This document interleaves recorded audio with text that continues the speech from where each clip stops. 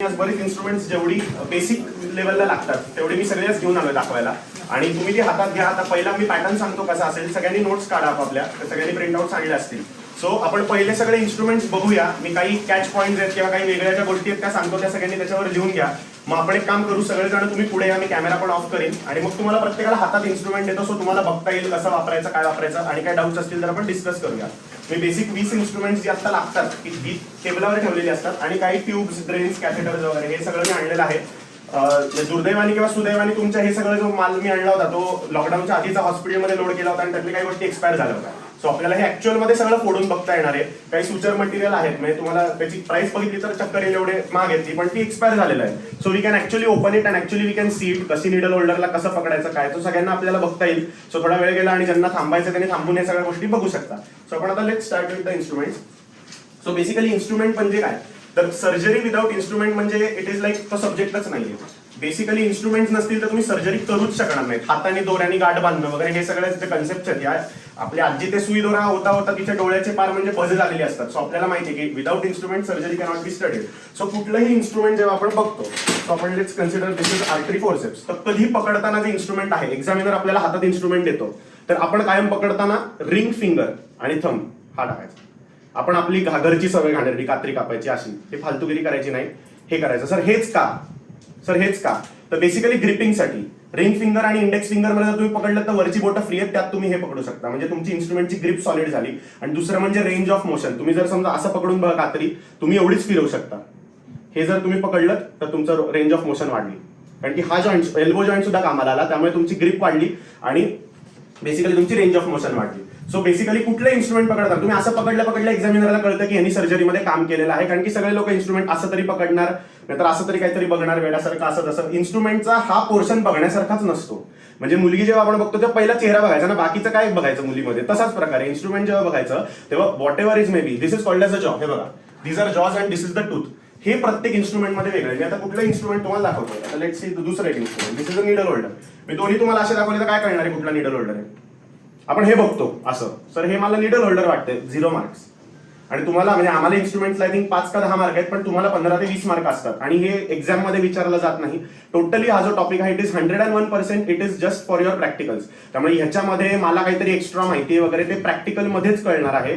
तुम्ही आता पेपरमध्ये ह्याच्या बाबतीत काहीही लिहू शकत नाही. त्यामुळे पेपरसाठी हा अजिबात, म्हणजे इफ यू आर प्लॅनिंग पेपरमध्ये याचा उपयोग होईल तर होणार नाही, कारण की कोणीही विचारत नाही. सो पहिलं झालं. सो कुठलं इन्स्ट्रुमेंट असेल तर त्याची टिप असते, दिस इज द टिप. आता मी तुम्हाला दाखवणार आहे, हा आर्टरी फोर्सेप्स. आर्टरी फोर्सेप्स म्हणजे युजेस पुढे सांगणार आहे. आर्टरी फोर्सेप्स नावाच प्रमाणे आपण आर्टरी पकडायला वापरतो. म्हणजे काय, तर एखादी ब्लिडिंग वेसल मला दिसली तर तिच्यामध्ये, ही माझी ब्लिडिंग वेसल मी पकडला आर्टरीमध्ये, आणि इथे त्याला रॅचेट असतात. तर let's see the part of instrument. कुठल्याही इन्स्ट्रुमेंटचे हेच पार्ट असतात. म्हणजे एक्झामिनरने विचारलं बाबा हे कुठलं इन्स्ट्रुमेंट, तर कधी म्हणायचं नाही सर हा ना artery forcep, no sir this looks like an artery forcep. म्हणजे मला वाटते आर्टरी फोर्सेप आहे. तुम्ही 100% बरोबर आहे का सर, तुमचं पीजी झालंय, माझं यूजी झालेलं आहे. सो हा आर्टरी फोर्सेप, त्याच्यात काय पार्ट्स आहेत, तर दिस इज द टूथ, ज्याला आपण म्हणतो टिप. जिथे इथे टूथ असू शकतात किंवा नसू शकतात. So this is the tip. हा जो पोर्शन आहे याला ब्लेड किंवा जॉ म्हणतात. दिस इज द जॉ. हा जो आहे दोन कनेक्ट करणार आहे, दिस इज द जॉईंट. आता जॉईंटचे दोन प्रकार असतात, एक बॉक्स जॉईंट असतो आणि एक स्क्रू जॉईंट असतो. मी आज कात्री आणि कुठलंही, मी ट्रॉमॅटिक कुठलंच इन्स्ट्रुमेंट म्हणजे कात्री ब्लेड आणलं नाहीये सर. जसं म्हणजे तसं बऱ्याच वर्षांनी आपण आपल्या बॅचमेट्सला भेटतो, एखादी क्रश वगैरे असते, तिचा बॉयफ्रेंड बसलेला असतो, उगाच काहीतरी क्लासमध्ये उगाच खून खराबा नको म्हणून मी कुठल्याच प्रकारचं ट्रॉमॅटिक इन्स्ट्रुमेंट नाही, ब्लेड, सीझर आणलेली नाहीये. सीझरचा फोटो दाखवीन मी पुढे. सो दोन प्रकारचे जॉईंट असतात. आपल्या घरी जी सीझर असते ते सीझर असावी होते. So this is the scissor. तर याचा जॉईंट बघा, it is a screw joint. हा जर आपण जॉईंट बघितला तर इकडे स्क्रू आहे, आणि हा जो जॉईंट ह्याला जर तुम्ही बघितलं तर इट इज प्लेन जॉईंट, ह्याला बॉक्स जॉईंट म्हणतात. कोणी मला सांगेल का रे ह्या दोन जॉईंट्स मध्ये का फरक केला असावा? कॉमन सेन्सनी. कॉमन सेन्सनी असा का जॉईंट असावा? कोणी कात्री जरी घरी वापरली असेल आणि कोणी आर्टिस्टिक असेल किंवा ते काय ते ओरिगॅमी वगैरे करतात, तर त्यांना माहिती असेल की व्हॉट इज द डिफरन्स, का असावा हा बॉक्स जॉईंट का केला असावा. ह्या बॉक्स जॉईंटमुळे इन्स्ट्रुमेंटची किंमत जवळजवळ 500 रुपयांनी वाढते. का बॉक्स जॉईंट केला असावा? कॉमन एकदम, म्हणजे आपण रेग्युलर बेसिसवर वापरतो. हा जॉईंट मी का नाही रेग्युलर इन्स्ट्रुमेंट मध्ये वापरू शकतो? मला ॲब्डॉमिनल सर्जरी करायची आहे, why can't I use this joint? नाही, रेस्ट्रिक्टेड मुवमेंट काय, दोन्ही सेम मुवमेंट्स तर सेम आहेत. स्टरलायझेशनचं पण काही कनेक्शन नाही. सॉरी काय, नाही तो टाईट करेन मी.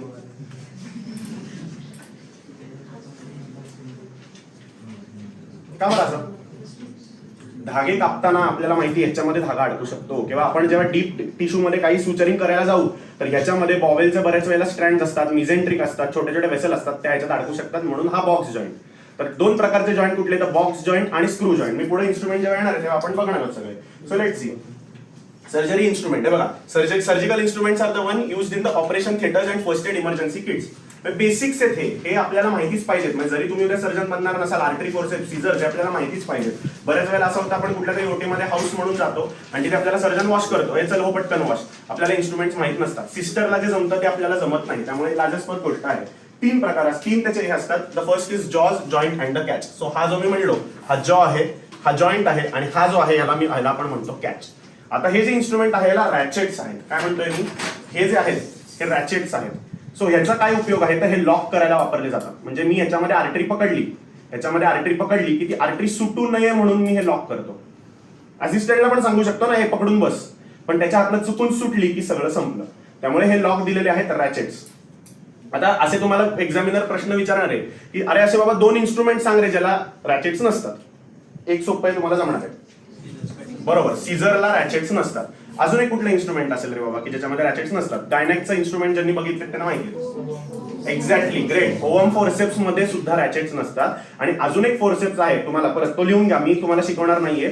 कोलेडोकोलिथोटॉमी फोर्सेप्स. म्हणजे कोलेडोकल जेव्हा मी तुम्हाला शिकवणार आहे, जेव्हा सीबीडी शिकवीन तेव्हा सीबीडी स्टोन्स जे असतात ते काढायला वापरला जाणारा हा फोर्सेप्स आहे, त्याला म्हणतात कोलेडोकोलिथोटॉमी फोर्सेप्स. तर त्याला सुद्धा कॅच नसतो. एक्झामिनर हा प्रश्न विचारतो, डिस्टिंक्शन क्वेश्चन असतो, कारण की त्याला एक्सपेक्टेडच नसतं आपण इन्स्ट्रुमेंट असं पकडू. कारण की लोक येण्यासारखे असे इन्स्ट्रुमेंट पकडतात. अरे का किती छान आहे सर, स्टेनलेस स्टील मध्ये दिसतंय, गंजलं नाहीये, छान आहे सर, मस्त ठेवलंय. असं काहीतरी फालतू पण आपण करतो तिथे एक्झामला जाऊन.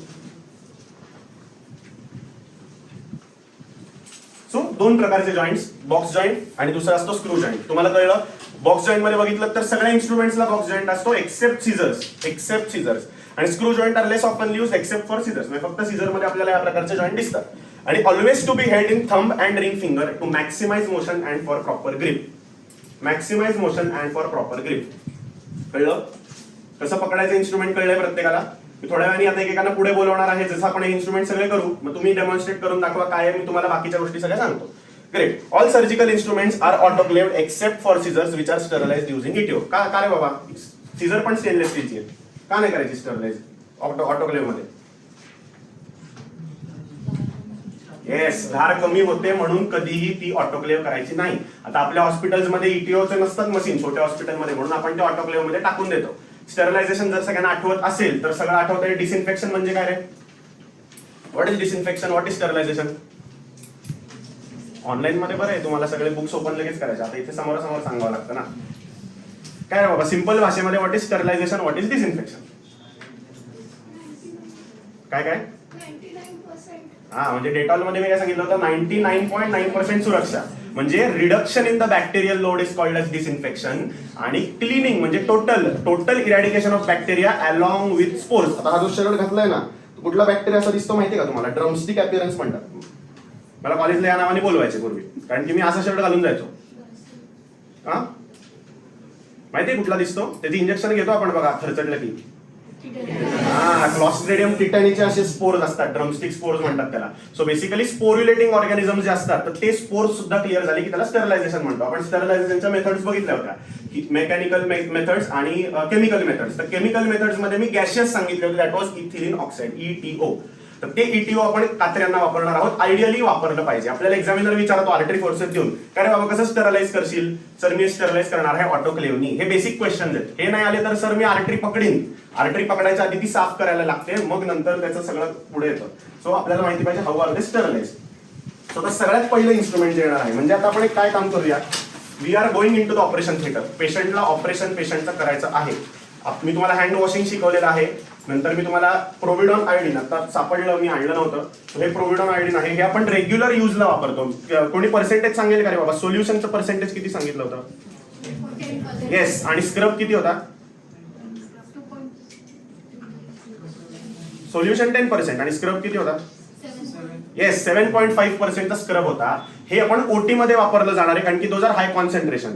हे 5% आहे, कारण की हे खूप इरिटंट असतं. म्हणजे हे स्किनवर जास्त वेळ ठेवलं तर स्किन एक्सकोरिएट होते. माझ्या आजीचा मध्ये अल्सरची डिब्राइडमेंट करायला नेलं होतं, तिचा अख्खा पाय बुचकळला आणि तेव्हा ते बघायचं विसरले 5% का 10%, तिचं पायाची सगळी स्किन निघाली नंतर जळून. हे एवढं स्ट्रॉंग असतं. त्यामुळे लक्षात ठेवायचं की हे 5% आहे, कायम पर्सेंटेज बघायचं आणि त्याच्या हिशोबाने यू शुड यूज इट. आता आयडियली ह्याचा टाइम किती असतो तर 3 मिनिटांमध्ये एरिया सगळी स्टरलाइज म्हणजे डिसइन्फेक्ट होते. आपण स्टरलाइज म्हणणार नाही कारण की 100% किलिंगची गॅरंटी आपल्याला तिथे ओटी मध्ये आहे का नाही, we can't ensure. So basically disinfection जे होतं ते इट ऑकर्स बाय 3 मिनिट्स. त्यामुळे हे प्रोव्हिडॉन आयोडीननी पेंटिंग. सो आता लेट्स कन्सिडर अ स्टोरी. एक ऑपरेशनला आपण चाललो होतो. सो पेशंट आता ओटी मध्ये झोपलेला आहे, त्याला अॅनेस्थेशिया दिलाय. सगळ्यात पहिली स्टेप आपण काय करतो तर आपण जातो वी कन्फर्म ओटीचे 3 झोन्स कुठले आपण बघितले होते. 3 झोन्स ऑफ द ओटी. ओटीत जाताना काय काय लागतं. पहिला कुठला झोन होता. 3 झोन्स आठवतात का ओटीचे. उत्तर देणारा प्राणी आज मागे बसलाय वाटतं. लेक्चरला पुढे असतो तो काय. 3 झोन्स कुठले ओटीचे. पहिलं जिथे चेंजिंग होतं तो प्रोटेक्टिव्ह झोन. त्याच्यानंतर जिथे पेशंटला ठेवलेलं असतं इन्स्ट्रुमेंट सगळं असतात तो क्लीन झोन आणि जो ऍक्च्युअल ओटी असतो तो असेप्टिक झोन. आठवतंय 3 झोन्स ओटीचे आठवले. पेशंट झोपलेला आहे, आता त्याचा अॅनेस्थेशिया कम्प्लीट झालेला आहे. So what is the next step तर आता पेशंटचं सगळी आयडेंटिटी कन्फर्म. आठवतंय का sign in phase, time out phase आणि साइन आउट फेज सगळं आठवलं का. सिस्टरने सांगितलं कोण डॉक्टर आहे, कोण अॅनेस्थेटिस्ट आहे, ते सगळं लिहून दिले नोट्समध्ये. परत जाऊन रिवाइज करा आठवत नसेल तर. आता 2 ते 6 महिने झाले त्यामुळे कदाचित विसरायचे चान्सेस आहेत. सो आता पेशंट झोपलेला आहे. सो पहिलं गोष्ट काय करते रे बाबा सिस्टर तर this is the sponge holder. Hand washing तुम्हाला मी त्या दिवशी शिकवलं होतं सगळ्यांना. सॅनिटायझर सगळ्यांनी आणले होते आणि तुम्हाला मी शिकवलं होतं. So let's see what there is the sponge holder.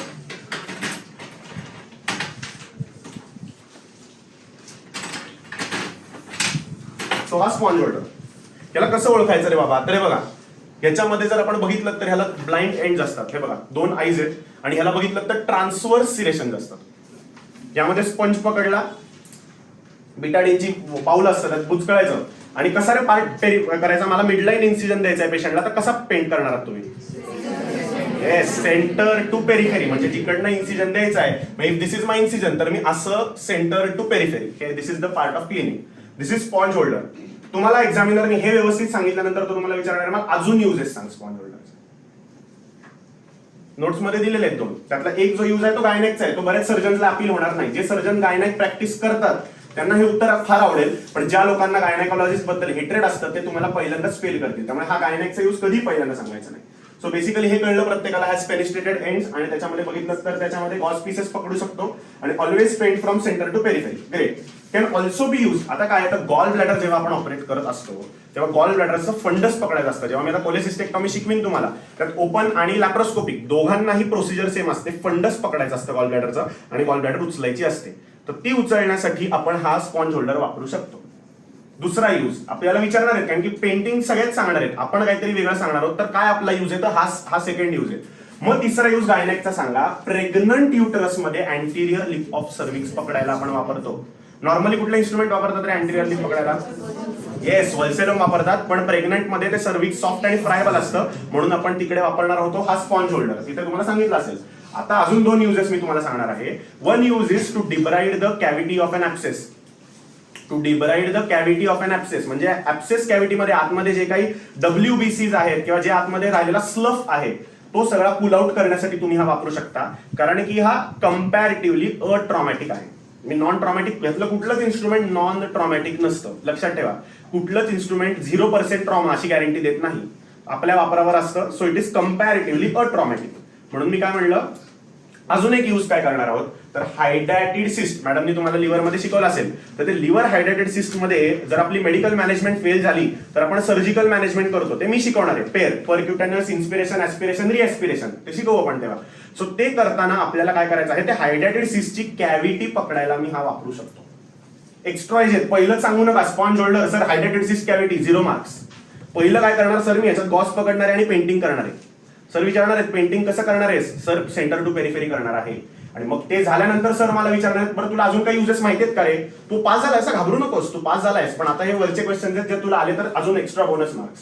तर तेव्हा तुम्ही हे उत्तर जर सांगितली तर आपण डिस्टिंक्शन रँक होल्डर असतो. कळलं स्पॉन्ज होल्डर हे कळलंय प्रत्येकाला. हातात नंतर मी इन्स्ट्रुमेंट घेऊन दाखवणार आहे तो आपण ते नंतर बघूया.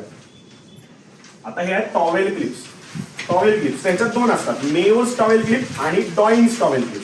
Sir this is a towel clip. आम्ही सगळे हेच वापरतो. याचा बेनिफिट काय मी तुम्हाला प्रॅक्टिकली सांगतो. दोन्ही छान आहेत. सर पण हीच तुम्ही का वापरता सांगतो, तुम्हाला यूज सांगतो. सो टॉवेल क्लिप्सचा काय असतो, आता पेशंटचं पेंटिंग झालं, आता आपण लॅपरोटॉमी करणार होतो, कुठल्या तरी मोठं एक ऑपरेशन आपल्याला ॲब्डॉमिन मधलं करायचं, रिपल्स करायचं असं समजू. सर पेंटिंग झालेलं आहे, आता काय करू, तर आता ड्रेप्स टाक. मी पुढे एक व्हिडिओ टाकलाय छोटासा ड्रेपिंगचा, की ड्रेप्स म्हणजे काय असतात, तर लिननचे शीट्स असतात मोठे मोठे. ज्या ओटीत जे लोक गेलेत त्यांना माहिती असेल, सगळं ग्रीन कलरचं शीट असतं. हा एरिया सोडून सगळं पूर्ण पाय खालचे कवर्ड असतात, पूर्ण डोकं सुद्धा कवर्ड असतं, डोक्यावर वरनं जातं ते. म्हणजे पेशंट कुठलाही काय चेहरा बिरा काही कळत नाही. तुम्ही असं जर नॉर्मली ओटीमध्ये कुठल्याही शिरलात तर पेशंटचा चेहरा दिसत नाही, पेशंटचा काही आयडेंटिटी कळत नाही. फक्त जेवढा एरियाची सर्जरी आहे तेवढाच एरिया आम्हाला एक्सपोज ठेवायचा आहे. त्याची दोन कारण आहेत. एक कारण म्हणजे काय, बाबा पेशंट जर समजा ते पेशंटला दिसायला लागलं सगळं तर बापरे खूपच अवघड होईल. आपण ज्या चुका करू त्या पण तो पकडू शकतो. आणि सर्जरीमध्ये चुका म्हणजे काही काही छोटेसे मिस प्रॉब्लेम, छोटे छोटे प्रॉब्लेम्स होऊ शकतात. त्यामुळे आयडियली स्पीकिंग पेशंटला हे कळता कामा नाहीत. आणि दुसरा प्रॉब्लेम म्हणजे काय, की आपण हा पार्ट जरी पेंट केलेला असला तरी त्याची पूर्ण बॉडी मित्रांनो अनस्टेराईल आहे, तर ती त्याचे जर्म्स आपल्या कॉन्टॅमिनेशन एरियामध्ये येऊ नये म्हणून ड्रेपिंग करायचं. तर ते ड्रेप जागेवर ठेवण्यासाठी म्हणून आपण हा जो काय म्हणतो टॉवेल क्लिप आहे ती आपण वापरणार आहोत. तर ह्याच्यात दोन प्रकार असतात. ही जी आहे ही मेओस टॉवेल क्लिप आहे. तर ह्याच्यामध्ये बघितलं तर परत होल्डिंगला कॅच आहे, म्हणजे मला इकडनं त्यात बोट घालून पकडता येते ही टॉवेल क्लिप. आणि दुसरी जी आहे त्याला पिंच कॉर्क ऍक्शन म्हणतात. पुढे असंच एक इन्स्ट्रुमेंट मी तुम्हाला शिकवणार आहे, याला बुलडॉग म्हणतात. का बुलडॉग म्हणतात माहित नाही मला कुत्री फार आवडतात, बुलडॉग असं कुठे दिसत नाही, पण याला बुलडॉग क्लॅम्प म्हणतात. तो आर्टरीज मध्ये मी तुम्हाला सांगेन पुढच्या क्लॅम्प मध्ये. तर this is pinch cork action. म्हणजे बघितलं का, ह्याला कुठलाही रॅचेट नाही, काही नाही, ही सेल्फ रिटर्निंग आहे. जर आपण बघितलं तर डायरेक्टली म्हणजे पिंच केलं, ओपन झालं आणि बंद केलं. So this is called as pinch cork action. आपल्याला बऱ्याच वेळेला ह्या ठेवतात, ह्या स्वस्त असतं. मी तुम्हाला म्हटलं तसं दीज आर ह्या महाग आहेत. का रे महाग आहेत, कारण की परत बघितलं तर बॉक्स जॉईंट आहे, बरोबर आहे. त्या लिननचे धागे अडकून आहेत म्हणून दिस इज बॉक्स जॉईंट. त्यामुळे आयडियली हे सगळे लोक हेच वापरतात. आणि ह्याच्यामध्ये ही अशी दिसते टॉवेल क्लिप. बघा टॉवेल क्लिपचा जो जॉ आहे तो सगळ्यांचा सेम आहे. हे बघा दिस इज द जॉ. बोटात पकडून बघा, जोरात जोरात बोट चिमटतं. It is very pointed and very sharp. त्यामुळे युजली मेक शुअर की तुम्ही टॉवेल क्लिप जेव्हा लावता तेव्हा पेशंटची स्किन पिंच होता कामा नाही, नाही तर त्या खूप दुखतं, बऱ्याच वेळ दुखत राहतं, तिथे तर ट्रॉमा होतो. आपल्याला माहितीये जर काही घुसलं असेल जोरात तर आपण 3 तास सर्जरी करतो, हे असंच राहतं. पेशंट बिचारा अनेस्थीशियामध्ये असतो, त्यामुळे पेशंटला काही कळत नसतं, दुखतंय. नंतर मग ते ठणकायला लागलं की अरे ते टॉवेल क्लिप लावताना चूक झाली. सो कायम लक्षात ठेवा ही टॉवेल क्लिप शक्यतो स्किनला लावायची नाही. ऑलवेज मेक शुअर की फक्त आणि फक्त ती लिनरला लागली जाते. हे प्रॅक्टिकल पॉईंट्स आहेत, हे तुम्हाला इव्हन सर्जन सुद्धा सांगणार नाही. आणि अजून काय तर लॅप्रोस्कोपिक, जेव्हा मी तुम्हाला लॅप्रोस्कोपिक कोलेसिस्टेक्टॉमीचा एखादा व्हिडिओ दाखवेन, त्याची एंट्री कशी घेतात ऍब्डॉमिन मध्ये, ते एंट्रीचे बरेच प्रकार आहेत. एक जी एंट्री असते त्याला म्हणतात व्हेरेस एंट्री. म्हणजे व्हेरेस निडल नावाची एक निडल असते, ती इन्सर्ट करायची, मग पोट फुगतं, न्यूमोपेरिटोनियम करायचं आणि मग ट्रोकार एंट्री करायची. सो ते मी तुम्हाला जेव्हा शिकवीन तेव्हा मी तुम्हाला सांगेन टॉवेल क्लिपचा अजून एक use to hold the skin edges during laparoscopic entry. तरी हा जो पॉईंट आहे हा सेकंड. सर कधीच पहिला पॉईंट, सर मी टॉवेल क्लिप कशाला वापरणार, सर स्किन पकडायला. अरे मूर्ख, नावात टॉवेल आहे, टॉवेल पकडायला पहिल्यांदा वापरणार, मग स्किन पकडायला वापरणार. आता दुसरा काय ह्याचा यूज आहे जो एक्स्ट्रा एज, म्हणजे हे परत तुम्हाला कुठे पुस्तकात सापडणार नाही.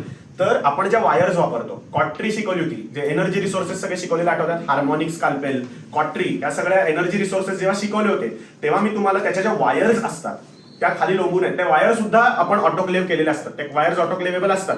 सो त्या वायर आपण काय करू शकतो, ती वायर ह्याच्यातनं पास करायची. म्हणजे टॉवेल क्लिप बरोबरच तिने काय काम केलं रे बाबा, तर ही वायर सटकणार नाही. कळलं प्रत्येकाला. सो आम्ही या टॉवेल क्लिप वापरतो, पण महाग असतात. बऱ्याच मोठ्या हॉस्पिटल्समध्ये इझिली अवेलेबल, त्यामुळे छोट्या हॉस्पिटल्स हे वापरतात. कळला. दोघांमध्ये काही फरक, सर हीच चांगली तीच वाईट असं नाहीये. आपल्याकडे पेशंट जास्त असतील तर ही घ्या, एकाच ह्याच्यात 2 कामं झाली. नाही तर 5 टॉवेल क्लिप लागतात. का रे 5, तर 4 साईडला 4 ड्रेपला आणि ते हे पकडून ठेवण्यासाठी, वायर पकडून ठेवण्यासाठी 5वी टॉवेल क्लिप. कळलं. Down the line pinch cork action कमी होऊ शकतात. ही तुम्ही वापरताना तुमचंच तुम्हाला कळेल, हा क्लॅम्पिंग ऍक्शन कमी झाली. ह्याच्यात रॅचेट असतात. नॉर्मली एक लॉक केलं तरी पण it is more than sufficient. पण जर लूज व्हायला लागली बाय द टाइम एज झाला इन्स्ट्रुमेंटचा तर सगळे रॅचेट लॉक करू शकतात. 3 रॅच असतात. So 3 level 1, level 2, level 3 lock करू शकतात. कळले. दिस इज अबाउट टॉवेल क्लिप. आता बघा पेंटिंग ड्रेपिंगचा आपण एक आता बघूया video. C this is how it is drape. आता हा हे बघा, हे इन्सिजन साईट आहे पूर्ण पेशंटची. तो बघू त्यांनी कसं केलंय. बघा हे पूर्ण पेंटिंग झालेलं आहे, कॅथेटर इन्सर्टेड आहे. हे बघा कुठेही तो ड्रेप टच होता कामा नये खाली. बघा त्यांनी कसा घेतला वरनं, एकदा तो खाली ठेवला की परत हलवायचा नाही. सी ड्रेपिंग कसं केलं बघितलं, 4 बाजूनी 4 ड्रेप करणार तसं, आणि ते पूर्ण एरिया कव्हर करणार.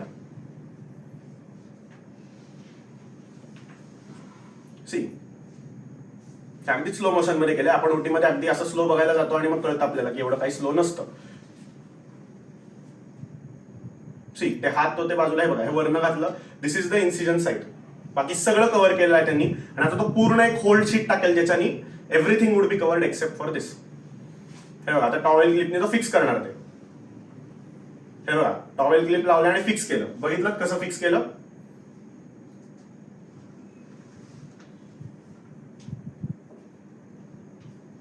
ते बघा, टॉवेल क्लिप्स लावल्या आणि ते फिक्स केलेलं आहे सगळं. आणि आता हे प्लास्टिक असतं, बऱ्याच वेळेला जेव्हा तुमचे फ्लुइड वगैरे एस्केप होणार असतात बॉडीमधनं, तेव्हा हे प्लास्टिक तुम्ही वापरू शकता. आम्ही लोक वापरत नाही फारसं, कारण की ते सर्जन टू सर्जन डिपेंड करतं. आपण स्क्रीन गार्ड कसं लावतो ना, तसंच हे लावलं जातं. ते ऑटोमॅटिक तिथे बिटाडी नसतं, त्यामुळे ते चिकटून जातं लगेच स्किनला. तिथल्या तिथे हे प्लास्टिक सगळं चिकटतं, सो दॅट फक्त इन्सिजन साईट एक्सपोज होते, बाकीची स्किन सुद्धा एक्सपोज होत नाही. ते सर्जन टू सर्जन डिपेंड करतं. उगाच खर्चामध्ये 500 रुपये वाढवण्याचा प्रकार आहे. पेशंट अफोर्डिंग असेल तर वापरायचं, नसेल तर नाही वापरलं तरी काही फरक पडत नाही. आणि हा होल टॉवेल अख्खी बॉडी कव्हर करून टाकणार, डोक्यापासून पायापर्यंत.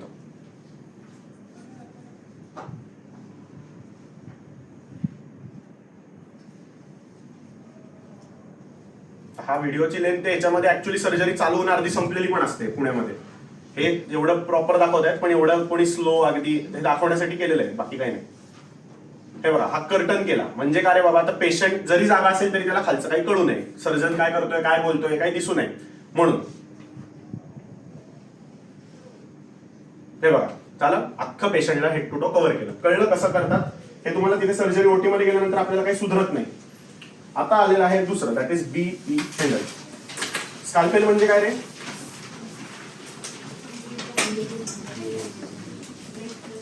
Yes, the blade. आता हे बीपी हँडल आहे, याच्यात बरेच वेगळ्या वेगळ्या प्रकारचे असतात. आता ही सर्जनची आवड आहे, मला कशा प्रकारचं पाहिजे. This is totally surgeon's choice. BP हँडलचे वेगवेगळे. हे टिपिकली जे तुम्ही बीपी हँडल अमेझॉनवर गेलात तर हे बीपी हँडल दिसतं. This is the BP handle which Amazon gives. ह्याच्यामध्ये बघितले तर हे ट्रान्सव्हर्स सिलेशन असतात. हे कशासाठी आहेत तर ग्रिपिंगसाठी. म्हणजे तुम्ही पेन्सिल वापरता, पेन वापरता, पेनला कशी पुढे ग्रिप असते तशी ग्रिपिंगसाठी दिलेला आहे. हा जो पुढे पॉईंट आहे, this is the point of attachment for the blade.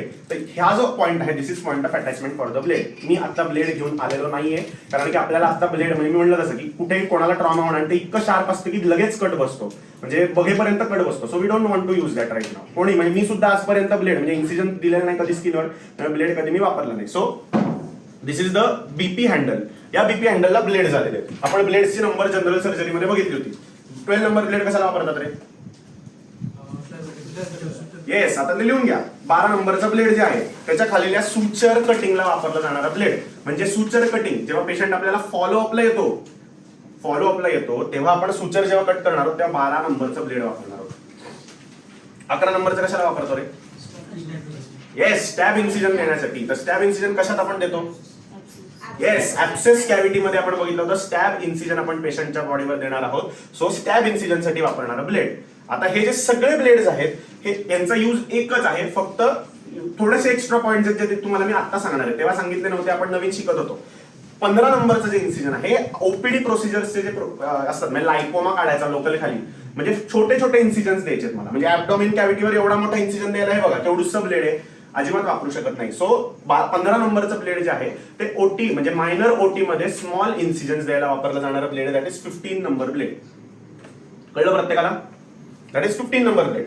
Sir 20 number blade, 22 number blade, 20 आणि 22 नंबरचं ब्लेड आहे. Those are use for making big incisions. म्हणजे काय तर सर मला मोठी लॅप्रोटॉमी करायची आहे म्हणून मी हे ब्लेड वापरू शकतो. कुठलंही वापरू शकता तुम्ही, डिपेंड्स तुमचा इन्सिजन किती मोठा आहे. याचं जर बेली, आता तुम्ही विचाराल सर याचं सगळ्यात शार्प पॉईंट कुठला असतो रे बाबा, सगळ्यात धार कशाला असते? हे अख्खं this is point, this is belly, हे मागची बाजू पुढची बाजू कशाला असतो? सगळ्यात धार कुठल्या पार्टला असते? Exactly. So belly is the sharpest point. Examiner हा प्रश्न विचारतो सगळ्यात शार्प पॉईंट कुठला, तर आपण औषध काय मजा करताय, टोकालाच असणार ना.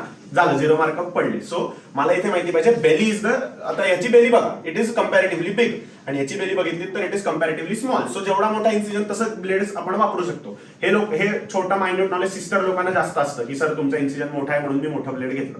सर मग तुम्ही म्हणाले 23-24 नंबरचं ब्लेडचं काय काम? ते ह्याची बेली बघितलीत तर ह्याच्या बेलीचा जो कर्व आहे आणि ह्याचा वेगळा आहे. सो थिक स्किन म्हणजे आपण जे म्हणतो ना गेंड्याच्या कातडीची लोक, म्हणजे मनाने नाही तर ऍक्च्युअली शरीराने, त्यांच्यासाठी वापरतो. म्हणजे यंग लोक जे असतात, यंग ऍथलीट्स वगैरे, या लोकांमध्ये स्किन खूप टाईट असते, तर त्यासाठी इन्सिजन जो वापरतो 23 आणि 24 नंबरचा ब्लेड. बेलीमध्ये फक्त फरक आहे, बाकी ब्लेड सेम.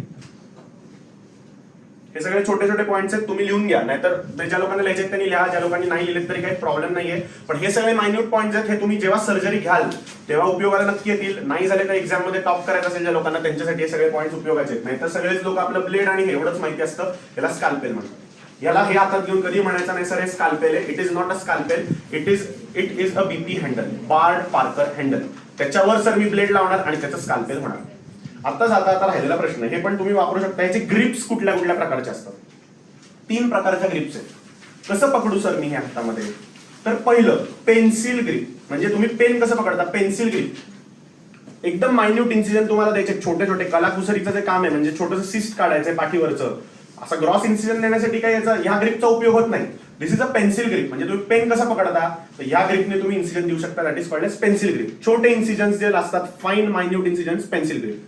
सर मला मोठा इन्सिजन द्यायचा आहे, लॅप्रोटॉमीचा इन्सिजन द्यायचा आहे, तर त्याला म्हणतात डिनर नाईफ ग्रिप. जेव्हा आपण नॉनव्हेज जे लोक टिपिकली खाणार आहेत त्यांना माहिती आहे, ते नॉनव्हेज खाताना आपण ती नाईफ वापरतो नॉनव्हेज तोडायला, तर ते नाईफ आपण अशीच पकडतो. So this is nothing but your dinner knife grip. तर dinner knife grip always give incision जो आहे, मी राईटी माणूस आहे तर from my left to right, कधी उलटा इन्सिजन द्यायचा नाही, कधीही नाही. Always from my left to my right. मी राईटी आहे म्हणून, जर मी लेफ्टी असतो तर मी इन्सिजन कसा दिला असता, from my right to my left. So opposite साइडवर ना माझ्या साईडला मी इन्सिजन देणार आहे. This is called as dinner knife grip. बघितलं, डिनर नाईफ. आता ही काय, ह्या ग्रिपचा काय उपयोग आहे सर, मी पेन्सिल ग्रिपने देऊ नाही शकत का? तर पेन्सिल ग्रिप मध्ये माझा एक ड्रॉबॅक असा आहे मित्रांनो, this is going to get curved like this. तुम्ही जेव्हा असं वापरणार आहात तर ह्याच्यामध्ये कर्व होण्याचे चान्सेस आहेत आणि म्हणून वुंडमध्ये फिश टेल अपीअरन्स येऊ शकतो. म्हणजे काय, तर सुरुवातीचं जे अख्खं आहे ते दॅट वेंट नाईस, पण लास्टला जाता तुम्ही असं डीप घुसलात तर त्याला म्हणतो आपण फिश टेलिंग. ते होत नाही, म्हणून आपण कसं वापरणार आहोत, this is dinner knife grip, direct मोठ्या इन्सिजन जायला. आणि अजून जे असते त्याला सर्कमफेरेन्शियल ग्रिप म्हणतात, ती अम्प्युटेशन मध्ये वापरली जाते. ऑर्थोमधले हे जास्त चांगल्या ग्रिप्स आहेत. म्हणजे अम्प्युटेशन करायचंय मला लिम्बचं, तिथे मला कलाकुसरीशी काही मतलब नाहीये, मला कापायचंय ते. सो त्याच्यासाठी मी वापरणारी आहे सर्कमफेरेन्शियल ग्रिप. डायरेक्ट सर्कमफरेन्शियल म्हणजे असं प्रॉपर पकडून सर्कमफरेन्शियल मला कापता येतं, म्हणून सर्कमफेरेन्शियल ग्रिप. आपल्याला लागणाऱ्या 2च ग्रिप्स. कुठल्या ग्रिप रे बाबा, पेन्सिल टिप और पेन होल्डिंग, आणि दुसरी जी मी सांगितली दॅट इज डिनर नाईफ. कळलं, 2 प्रकारच्या ग्रिप्स. याला ब्लेड लावलं, इन्सिजन दिला. ब्लेड्स आपण बघितले कुठले कुठले आहेत आणि कशाला आपण कुठला ब्लेड वापरणार आपण बघितलं. BP handle plus blade is equal to scalpel. कळलंय प्रत्येकाला? सो स्काल्पेल म्हणजे काय हे सगळं आपल्याला एक्झामिनर विचारतो. सो आता आपण बघूया रिट्रॅक्टर्स. खूप महत्वाचा टॉपिक आहे. आपल्याला हातात जेव्हा आपल्याला बेसिक येतात तेव्हा रिट्रॅक्टर्स हातात येतात. रिट्रॅक्टरचं काय काम असावं रे, जसं नावाप्रमाणे काय करावं, काय काय काय म्हणजे कशाला वापरतो आपण? स्किन. म्हणजे बेसिकली कुठलंही स्ट्रक्चर जे आपल्यामध्ये येणार आहे. आता मला ऑपरेशन कुठे करायचंय, मला ऑपरेशन करायचंय ऍब्डॉमिनल एओर्टा, अॅन्युरिझम आहे. त्याच्यामध्ये किती स्ट्रक्चर येणार आहेत मित्रांनो, स्किन वगैरे ते येणारच आहे, पण त्याच्या डीप इंटेस्टाईन सुद्धा येणार आहेत. किंवा किडनीवर ऑपरेशन करायचे, रेट्रोपेरिटोनियल स्ट्रक्चर आपण बघितलं होतं फास्ट जेव्हा आपण बघितलं होतं focus assessment sonography for trauma, त्याच्यामध्ये मी सांगितलं होतं रेट्रोपेरिटोनियल स्ट्रक्चर्स त्या सोनोग्राफीमध्ये दिसत नाहीत. मला तिथे ऑपरेशन करायचं आहे तर बॉवेल मध्ये येणार आहे, तर ते बॉवेल जे आहे ते इंट्रापेरिटोनियल आहे, तर ते रिट्रॅक्ट करण्यासाठी म्हणून जे वापरलं जाणार आहे दोज आर रिट्रॅक्टर्स. तर सुपरफिशियल टू डीप असे रिट्रॅक्टर्स आपण बघणार आहोत. त्यातले सुपरफिशियल आता माझ्याकडे नाहीयेत, कारण की हॉस्पिटलमध्ये रेग्युलर बेसिसला लागतात. हे जे आहे ती सगळी इन्स्ट्रुमेंट ऑटोक्लेव्हर केलेली होती, पण ती आता रेग्युलर यूज मध्ये नाहीत म्हणून ती मी घेऊन आलेलो आहे. सो दीज रिट्रॅक्टर्स आपण आपल्या ओटी मायनर ओटी मध्ये जेव्हा जातो, हे छोट्या छोट्या हॉस्पिटल्समध्ये सुद्धा असतात, तर जाऊन नक्की बघा. सो आपण आता हे जे नाव आहेत ते आपण पुढे बघूया. मी तुम्हाला एक एक रिट्रॅक्टर सांगतो. सो बेसिक बघूया. Are use to retract superficial structures in order to obtain good surgical exposure. म्हणजे मला तो एरिया प्रॉपर दिसला पाहिजे, पण तुम्ही हात घातलात तर बघा, मी जस्ट एक्झाम्पल दाखवतो. हे बॉवेल आहे, हे हात घालून रिट्रॅक्ट करू शकता का रे, तर का नाही करू शकत? करू शकता, पण आपला हात काय पूर्णपणे म्हणजे आपण म्हणतो तसं की काय बाउल सारखा आहे का? नाही. There are fenestration in our hand. So पहिला मुद्दा काय झाला की हात घातल्यामुळे एकतर जागा बघा केवढी लागली, माझ्या हाताला आत जाण्यासाठी जागा किती लागली, फर्स्ट प्रॉब्लेम. सेकंड प्रॉब्लेम, माझा जो हात आहे मित्रांनो त्याच्यामध्ये फेनिस्ट्रेशन असल्या कारणामुळे 100% रिट्रॅक्शन मिळालं नाही. आणि तिसरा प्रॉब्लेम काय आहे, हा रिट्रॅक्ट करताना माझ्या पूर्ण हाताला रग लागणार आहे मित्रांनो. Whole of my hand is going to get into work. कारण की मी रिट्रॅक्ट करणार आहे तेव्हा shoulder joint, elbow joint, wrist joint आणि तुमचे पामर सगळे जॉईंट्स आहेत, लंब्रिकल जॉईंट, पीआयपी, डीआयपी, हे सगळे कामाला लागणार आहेत. आता मी काय केलं, रिट्रॅक्टर टाकला आणि घेतला ओढून, हा चल कर तू काम, मी पकडून उभा राहिलो. कळलं? सो का रिट्रॅक्टर वापरायचे? हात वापरू शकता का? वापरू शकता, पण इन्सिजन वाढल्यानंतर हाताची दुखणी वाढली, कशाला सांगितलंय? घाला रिट्रॅक्टर आणि करा रिट्रॅक्ट. सो त्यासाठी हे बनलेले रिट्रॅक्टर्स आहेत. हेच काम हाताने मी केलं बघा, किती जागा लागली आणि सीधं रिट्रॅक्टर घातला आणि सोडून दिलं. ह्या जॉईंटला फक्त मी रिट्रॅक्शन करून राहिलो. कुठला जॉईंट वापरला गेला? Wrist joint. बाकी सगळे जॉईंट्स माझे एकदम चिल मध्ये, they are enjoying their mood. So that is called as retractors. They can be self or non self retaining. आता नॉन सेल्फ रिटेनिंग तर तुम्हाला दाखवण्याची म्हणजे काय म्हणतो सेल्फ रिटेनिंग दाखवण्याची गरज नाहीये. रिटेनिंग सेल्फ रिटेनिंग म्हणजे काय तर ज्याला असिस्टंटची गरज पडत नाही. म्हणजे काय तर मी दाखवणार आहे पुढे. आपल्याकडे काही रिट्रॅक्टर्स असतात, खूप वेळाची सर्जरी असतात, 6 तासाची सर्जरी आहे, झाला असिस्टंटच्या हाताची पण सर्जरी लगेच पुढच्या ऑपरेशन थिएटरमध्ये करूया. का रे बाबा, कारण की एवढ्या वेळ तो हात धरून ते रिट्रॅक्टर धरून बसलाय, त्याच्या हाताला कन्फर्म काही ना काहीतरी प्रॉब्लेम झाला. सो अशा मेजर सर्जरीज मध्ये आपण वापरणार आहोत सेल्फ रिटेनिंग रिट्रॅक्टर्स. ते महाग असतात आणि दोज कॉस्ट अलॉट. म्हणजे हे जर समजा एक रिट्रॅक्टरची किंमत 5,000 असेल तर तो 20,000 25,000 पासून चालू होतात. So basically those are expensive. कोण लोक विकत घेतात? सर मी रोज ऑनगो करतो, रोज माझ्या 7-7 तासाचे केसेस असतात. कोणावर डिपेंडन्सी पाहिजे मला? कोणी असिस्टंटवर डिपेंडन्सी नको रिट्रॅक्टर धरायला. आणि कोणाला रिट्रॅक्टर धरायला आवडत सुद्धा नाही. कोणाला आवडेल? मी वॉश झालो आणि काय केलं, काय नाही, रिट्रॅक्टर धरून उभा होतो, बाकी काहीच काम केलं. म्हणजे मूर्खपणा आपला, म्हणजे इन शॉर्ट आपल्याला मूर्ख बनवलंय. हा मी वॉश झालो पण रिट्रॅक्टर धरून उभा राहिलो. म्हणजे मोठे सर्जन म्हणतात एखादा कोणी पावलेट रेसिडेंट असेल ना, त्याला एक आपला वॉश करायचा आणि रिट्रॅक्टर हातात देऊन टाकायचा की त्याचा हात तिथे एंगेज झाले. त्यामुळे रिट्रॅक्शन धरणं फार कौतुकाची गोष्ट नसते. आपण कौतुकाने सांगतो मी वॉश झालो, काय केलं, रिट्रॅक्टर धरून उभा होतो. मोठा सर्जन हसतो, हा ते कळलं तुझं काय कामाचं होतं तुझं ते कळलं. सो नॉन सेल्फ रिटेनिंग जे असतात तेच आता जे मी सगळे आणलेले आहेत त्याच्यामधले जे आहेत तर ते स्किन हुक्स आहेत. हे हा स्किन हुक आहे. पुढे मी त्याचे युजेस प्रत्येकडे दिलेले आहेत. आणि आता स्किन हुक माझ्याकडे नाही, कारण की आम्ही सगळे ॲब्डॉमिनल सर्जरीज करतो त्यामुळे आम्हाला फारसे लागत नाही. Cat स्पॉ retractor. आता हा जो आहे हे जर सिंगल हुक असेल तर it is called a skin hook. पुढे फोटोज आहेत. कॅट स्पॉ म्हणजे बघितलं का 3 पॉ, कॅटचा जसा पंजा असतो तसे ते पॉज आहेत, त्याला म्हणलं कॅट स्पॉ रिट्रॅक्टर. नंतर लँगेनबॅक्स हाच राईट अँगल रिट्रॅक्टर जो आहे सांगणार आहे पुढे, याची सगळी हिस्ट्री सांगणार आहे आणि तो का जन्माला आला तेही सांगणार आहे. झर्नी रिट्रॅक्टर हा आपल्या ओटीज मध्ये वापरला जातोय बघा. एका साईडला फँग्स असतात आणि दुसऱ्या साईडला फ्लॅट ब्लेड असतं. म्हणजे लँगेनबॅक्सला जर मागे मी असे 2 फँग्स लावले तर त्याचं नाव झालं झर्नीज रिट्रॅक्टर. याचा यूज काय मी तुम्हाला सगळं पुढे सांगणार आहे. आता फक्त नावं बी फ्रेंडली करून घ्या. आणि सेल्फ रिटेनिंग मध्ये बघितलं तर थॉम्सन रिट्रॅक्टर. थॉम्सन रिट्रॅक्टर म्हणजे काय तर जेव्हा मला गॉल ब्लॅडरची सर्जरी करायची आहे, जेव्हा मला हायटस हार्निया ओपन करायचं आहे तर अख्खी कॉस्टल मार्जिन मला रिट्रॅक्ट करावी लागते. हातात पकडून राहिलं की संपलं. म्हणजे जो रिट्रॅक्ट करतो त्याला आम्ही थॉम्सन म्हणतो आमच्या ओटीमध्ये. अरे भाऊ हाच आमचा थॉम्सन, कारण की थॉम्सन रिट्रॅक्टरची किंमत 1.5 लाख रुपये. तो असा रिट्रॅक्ट करायचा, त्याला एक पुढे कर्व ब्लेड असतं ते लावायचं आणि तो खेचून घ्यायचा मागणं की पूर्ण कॉस्टल मार्जिन, जसं ते हनुमानाने छाती फाडली होती तसं ती कॉस्टल मार्जिन वर जाते. सो तो थॉम्सन रिट्रॅक्टर आहे. आपल्याला ती काही गरज नाही एवढ्या मोठ्या रिट्रॅक्टरची, पण मी जस्ट नावं टाकली. सो बघूया पहिला retractor that is skin hook. याला कॅट स्पॉ, ज्याला 3 हुक्स आले तर आपण म्हणतो कॅट स्पॉ रिट्रॅक्टर. स्किन फ्लॅप उचलण्यासाठी आपण मॅस्टेक्टॉमी जेव्हा बघितली होती तेव्हा आपण बघितलं होतं कुठला इन्सिजन देतो आपण मॅस्टेक्टॉमीला. एलिप्टिकल इन्सिजन कुठला असतो?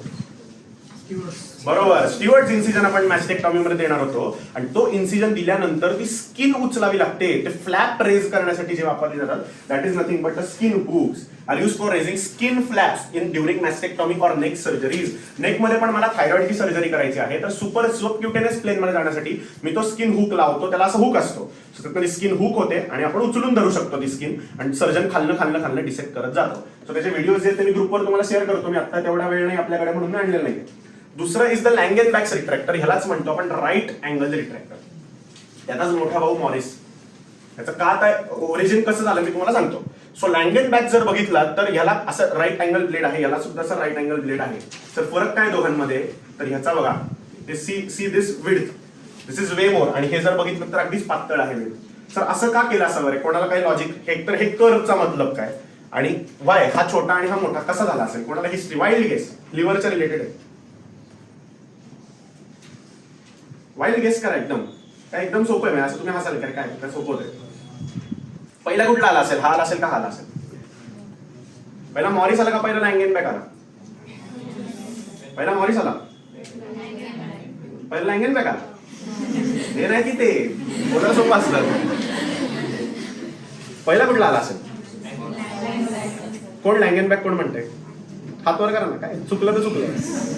पहिला लँगेनबॅक. बरं बाकी सगळ्यांचं म्हणणं मॉरिस आला पाहिजे. करा ना हातवर, दाखवा ना मला कोण प्रॉपर म्हणतंय. लँगेनबॅक पहिला आला कोणाला वाटतंय? ह्याला वेळ टाइम नको वेस्ट करायला. लँगेनबॅक नावाचा सर्जन होता, कोलेसिस्टेक्टमी स्पेशालिस्ट. त्यांनी काय केलं, लिव्हरचा लोब रिट्रॅक्ट करण्यासाठी म्हणून त्यांनी हा काढला. बघितलं काय एंडला जर तुम्ही बघितलं तर त्याला एक छोटासा ब्लेड आहे. म्हणजे काय, तो लिव्हरच्या आतमध्ये जातो आणि लिव्हर वर उचलली जाऊ शकते. आता रिट्रॅक्टर सर मोठे जे रिट्रॅक्टर असतात ते कसे पकडायचे तर आपल्याला सवय असते आपण असे काहीतरी विचित्र असे वगैरे पकडतो.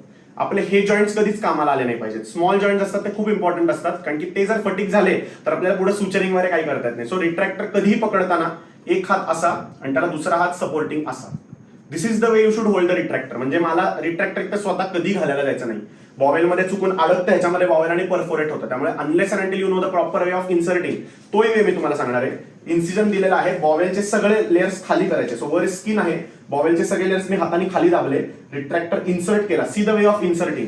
ह्या अँगलनी मी तो इन्सर्ट केला आणि मग तो टिल्ट केला आणि खेचलं वर. So this is the way of inserting a retractor. आणि रिट्रॅक्टर कसा पकडायचा, तर आपण असं एकदम ह्याच्यात बोर्ड घालून जमलं एकदम असं असं सर सर फार त्रास होतोय, मूर्खपणा करायचा नाही, कोणी शिकवणार नाहीये. जॉनी आपल्या पूर्ण हाताच्या फिस्टनी एक हाताने घट्ट ओढून धरला आणि या हाताने त्याला सपोर्ट दिला. असं किती वेळ आपण पकडू शकतो, कळलं? आणि always retraction should be unless until specified. म्हणजे सर्जन सांगतो की बाबा खाली रिट्रॅक्ट कर, always the retraction should be in 45 degrees. म्हणजे असंच वर रिट्रॅक्शन झालं पाहिजे. नेव्हर असं फ्लॅट रिट्रॅक्शन, असं खाली रिट्रॅक्शन, असं 90 degree never. 45 degrees to the horizontal असंच रिट्रॅक्शन कायम झालं पाहिजे. हे अनसेट रूल्स आहेत. म्हणजे हे तुम्हाला कोणी पुस्तकात वगैरे देणार नाही रिट्रॅक्शन कसं करायचं. हे सगळे मी ओटी मध्ये शिकून हाताला सटके काउंट शिकलेलो आहे. सो 45 डिग्रीज मध्ये रिट्रॅक्शन कायम झालेलं पाहिजे. सो याची हिस्ट्री अशी, लँगनबॅक रिट्रॅक्टर लिव्हरचं लोब उचलण्यासाठी केलेला रिट्रॅक्टर होता. प्रॉब्लेम काय झाला डाऊन द लाईन, की ह्याच्यामध्ये जो बघितलं तर नॅरो ब्लेड असल्या कारणामुळे लिव्हर बऱ्याच वेळेला कॉम्प्रेस व्हायला लागली. म्हणजे तेवढाच एक फक्त पार्ट वर उचलला, तो बाकीची लिव्हर सगळी खाली लावते, म्हणून लिव्हरमध्ये कंजेशन झालं, पहिला मुद्दा. आणि दुसरा प्रॉब्लेम असा की फक्त गॉल ब्लॅडरला उपयोग आहे, बाकी मला लिव्हर बेडमध्ये कुठली सर्जरी करायची असेल, जर समजा मला तिथे जायचं असेल पोर्टा हिपॅटिस जिथे आपण म्हणतो की जिथे मला पोर्टल वेनला काही प्रॉब्लेम आलाय किंवा काही जर सीबीडीला प्रॉब्लेम आलाय, सीबीडी स्टोन्स आहेत, तर कसं करणार सगळे लिव्हर रिट्रॅक्ट. तर सगळे लिव्हर रिट्रॅक्ट करता यावी म्हणून याचा बेस वाढवला. त्याचा student Morris, Langenbeck main surgeon, पहिला एल येतो म्हणून एल, मग त्याच्या पुढचा आलेला सर्जन एम फॉर मॉरिस. याला मॉरिसन म्हणतात, मॉरिस म्हणतात, whatever. So Morris retractor. So कळले का बाबा दोन रिट्रॅक्टर, लँगनबॅक आणि मॉरिस. आता झर्नीचा माझ्याकडे वेगळा फोटो नाहीये, सो लेट्स सी. झर्नी रिट्रॅक्टर आहे, त्याचं हे ब्लेड जे आहे अंडरस्टूड लँगनबॅक सारखाच यूज आहे. जर मोठं ब्लेड असेल तर लिव्हरला वापरलं, नाही समजलं. जर छोटं ब्लेड असेल तर स्किनला वापरलं. आता हे कॉमन सेन्सचा प्रश्न असतो. लँगनबॅक हातात देतात, छोटासा ब्लेड देतात, त्यात वेगळ्या वेगळ्या प्रकारची ब्लेड असतात. लँगनबॅक एवढा मोठा सुद्धा असू शकतो आणि अगदी छोटासा असू शकतो, ज्याच्यामध्ये आपल्याला कळतं हा अगदी छोटूस आहे, चिंगलू आहे. तर एक्झामिनरने आपल्याला विचारलं तू छोटा हातात देऊन, सर कशाला वापरशील रे बाळा, सर लिव्हर रिट्रॅक्ट करणार आहे मी. सर एक्झामिनरने डोक्याला हातच मारला, तू काय पिडियाट्रिक सर्जरी करतोयस करायचा, इथे कुठली वायवा देतोयस. सो तो जर छोटा रिट्रॅक्टर दिला, त्याचे ब्लेड छोटे आहेत, डोळ्याला दिसतात, 2 मिनिटं घ्या आणि सांगा सर हे मी स्किनला वापरेन. मग तो तुम्हाला विचारेल की अरे बाबा एक काम कर, असाच जर मोठा रिट्रॅक्टर असेल तर तू अजून कुठे वापरू शकतो. सर मी लिव्हर रिट्रॅक्ट करायला वापरू शकतो. मग ते म्हणतील तुला माहिती का लिव्हर रिट्रॅक्ट करण्यासाठी मग अजून एक कुठला रिट्रॅक्टर नंतर आला होता. सर मग मॉरिस आला होता. मग ते मॉरिस हातात देतात आणि मग वायवा लॅप्रोटॉमीवर जाते. नाहीतर तो छोटासा हातात दिल्यानंतर आपण म्हणतो सर लिव्हर रिट्रॅक्ट करणार मी छोट्याशा रिट्रॅक्टरनी, काय सांगू सर माझा ते रिट्रॅक्टर छोटा असू माझ्या हातात ताकद जबरदस्त आहे. एक्झामिनरनी 0 दिले, कळलं. त्यामुळे रिट्रॅक्टरचा साईज बघायचा, कुठला पण रिट्रॅक्टर असू दे. पहिला छोटा असेल तर it is use to retract superficial structures, आणि जर तो मोठा रिट्रॅक्टर असेल तर it is for deep structures. कळलं प्रत्येकाला. लँगनबॅक पहिला कळला, दिस इज लँगनबॅक रिट्रॅक्टर. आता it is now also use to retract superficial structures like skin, adipose tissue during open abdominal surgeries. बरोबर, कळलं. त्याचाच मोठा भाऊ जो आला that is Morris retractor. It has a blade with convexity to accommodate the liver edge. कळलं प्रत्येकाला. ही जी इथे आहे त्याच्यामध्ये प्रॉपर लिव्हरची एज येते आणि तो वर येतो. दिस इज कॉल्ड मॉरिस रिट्रॅक्टर. अजून कशाला वापरू शकतो रे, तर ॲब्डॉमिनल वॉल रिट्रॅक्ट करायला. म्हणजे नॉर्मल ॲब्डॉमिनल वॉल, ह्याचा जर शेप तुम्ही बघितला तर ॲब्डॉमिनचा जो इन्सिजन असतो तो बरोबर असाच असतो. सो बघा त्याच इन्सिजनचा शेपचा आहे. So you can retract in same fashion. ॲब्डॉमिनल वॉलला रिट्रॅक्ट करायला सुद्धा मॉरिस रिट्रॅक्टर वापरू शकतो. हे बघ आता नवीन आलेला retractor that is called age डीवर्स. डीवर्स हा भाऊ एकदमच वेगळा आहे. आपण नॉर्मल सगळे जे रिट्रॅक्टर्स आहेत, अजून एक पुढे रिट्रॅक्टरचा मी फोटो दाखवणार आहे. गायनॅक मध्ये तुम्ही शिकला असाल डॉइन्स रिट्रॅक्टर, बरोबर. डॉइन्स रिट्रॅक्टर त्याचाच भाऊ मॉरिसन आहे. बघितलं तर ऑलमोस्ट सेम दिसतात. फक्त डॉइन्सचं बघितलं तर ह्या ब्लेडला पण एक कॉन्व्हेक्सिटी असते आणि त्याचा यूज असतो ब्लॅडर रिट्रॅक्ट करायला. पेल्विक सर्जरीज मध्ये ब्लॅडर रिट्रॅक्ट करण्यासाठी आपण तो वापरतो. तो डॉइन्स रिट्रॅक्टर. हा आहे मॉरिस रिट्रॅक्टर. हा गायनॅक मध्ये कोणी वापरत नाही. This is Morris retractor. आता ऑल टुगेदर वेगळा नवीन आलेला रिट्रॅक्टर आहे दॅट इज डीवर्स. आता मी सांगितलं 2 सर्जरीज मला करायच्या. एक स्मॉल इंटेस्टाइनची सर्जरी RNA म्हणजे काय, बरोबर आहे, रिसेक्शन अँड अनास्टोमोसिस. RNA करायचंय म्हणजे मला कळलं हे सुपरफिशियल काम आहे. बॉवेल सगळं ॲब्डॉमिन मध्ये असतं, ते मी वर इन्सिजन मधनं बाहेर आणू शकतो आणि तिथले तिथे जोडू शकतो.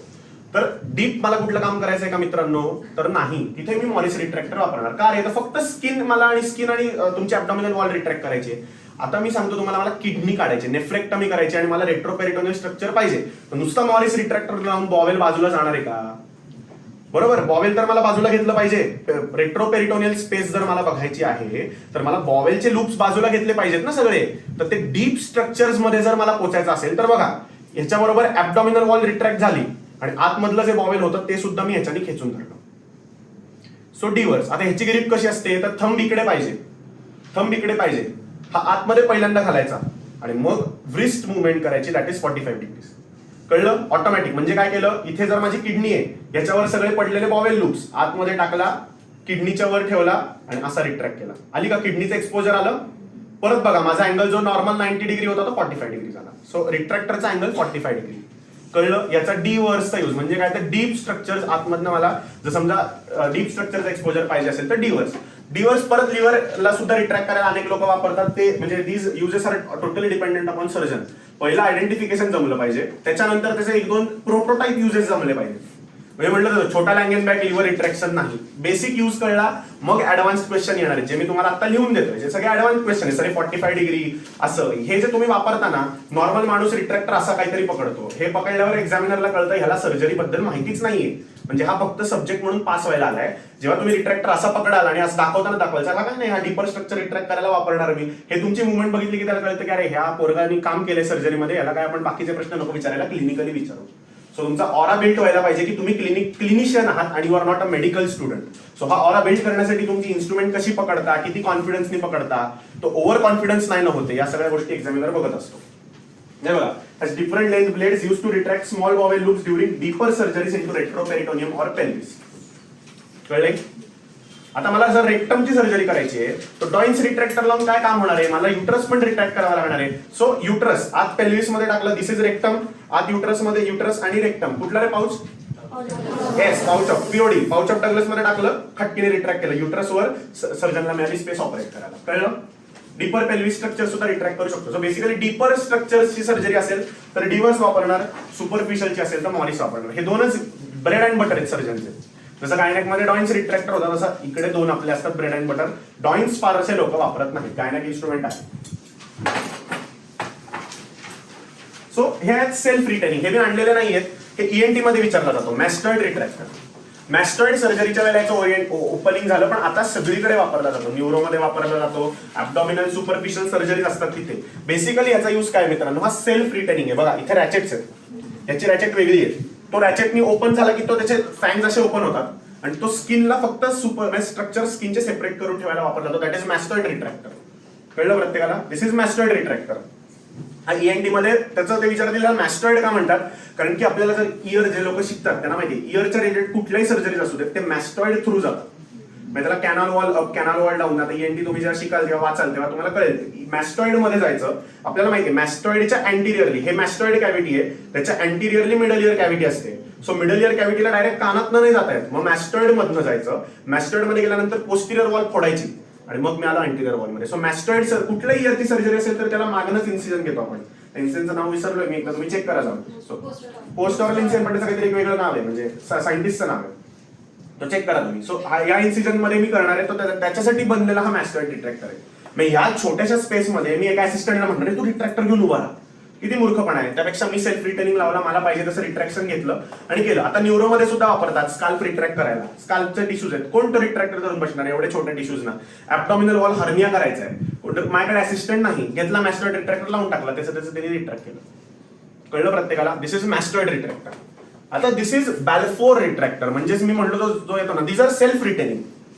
कळला फरक दोघांमध्ये? मगाशी मी तुम्हाला सांगत होतो असिस्टंट्सनी कसा पकडायचा, हे मी तुम्हाला शिकवलं. आता इथे मी तुम्हाला काही सांगू शकत नाही. दिस आर सेल्फ रिटेनिंग. सर्जनच लावतो आणि सोडून देतो, ते आपलं आपलं काम करणार आहे, बेटर दॅन असिस्टंट्स. बॅल्फोर्स रिट्रॅक्टर जो आहे कशासाठी रिट्रॅक्ट करत असेल रे बाबा, काय वाटतं बघून, काय वाटतं बघून, त्याचे हे 2 ब्लेड्स आणि खालचं ब्लेड, काय वाटतं बघून? बापरे बॉवेल हे नाही काय रिट्रॅक्ट, कशासाठी काय रिट्रॅक्ट करत असेल? हे 2 ब्लेड्स कशासाठी आहेत? साइड ब्लेड्स कशाला असतील? रिप्स कशा रिट्रॅक्ट करणार आहे तुम्ही? हा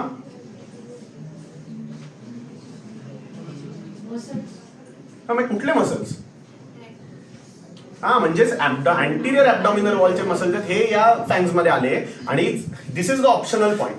हे तुम्हाला पाहिजे तर तुम्ही याच्यावर लावू शकता. हा रिट्रॅक्टर कुठला आहे रे? Yes, this is the Doyen's retractor. असाच डॉइन्स रिट्रॅक्टर दिसतो. तो डॉइन्स रिट्रॅक्टर तुम्ही ह्याच अटॅचमेंटला लावू शकता. म्हणजे काय झालं, दोन बाजूचे दोन फॅंग्स ऍब्डॉमिनल वॉल रिट्रॅक्ट झाली आणि सर मला पेल्विस पण रिट्रॅक्टेड पाहिजे. खाली डॉइन्स लावला, रिट्रॅक्ट केलं. म्हणजे 3 माणसांचं काम या एका माणसाने केलं. That is called as Balfour's retractor. किंमत 1.5 लाख रुपये घ्यायचा आपण. असिस्टंटला बघा, तुम्ही हिशोब केला, असिस्टंट ठेवलात रिट्रॅक्शनसाठी दर महिन्याचे 40,000 हजार बघा किती दिवस झाले. त्यापेक्षा 1.5 लाखाचा रिट्रॅक्टर घेऊन टाकायचा. कसं ठेवायचा असिस्टंट? आपण आपलं काम नाही करू शकत का? जाऊ दे, त्या सगळ्या नंतरच्या गोष्टी. So mastered using ENT surgeries for skin retraction, also used in neurosurgeries during cranial exposure. आता सांगितलं स्काल्प वगैरे तुम्ही वापरू शकता. अगदीच विचारलं नाही मला हे न्यूरो नको, ENT नको, मला सर्जरीच पाहिजे सर, हार्नियामध्ये माझ्या असिस्टंटला बरं नाही, असंच सांगायचं.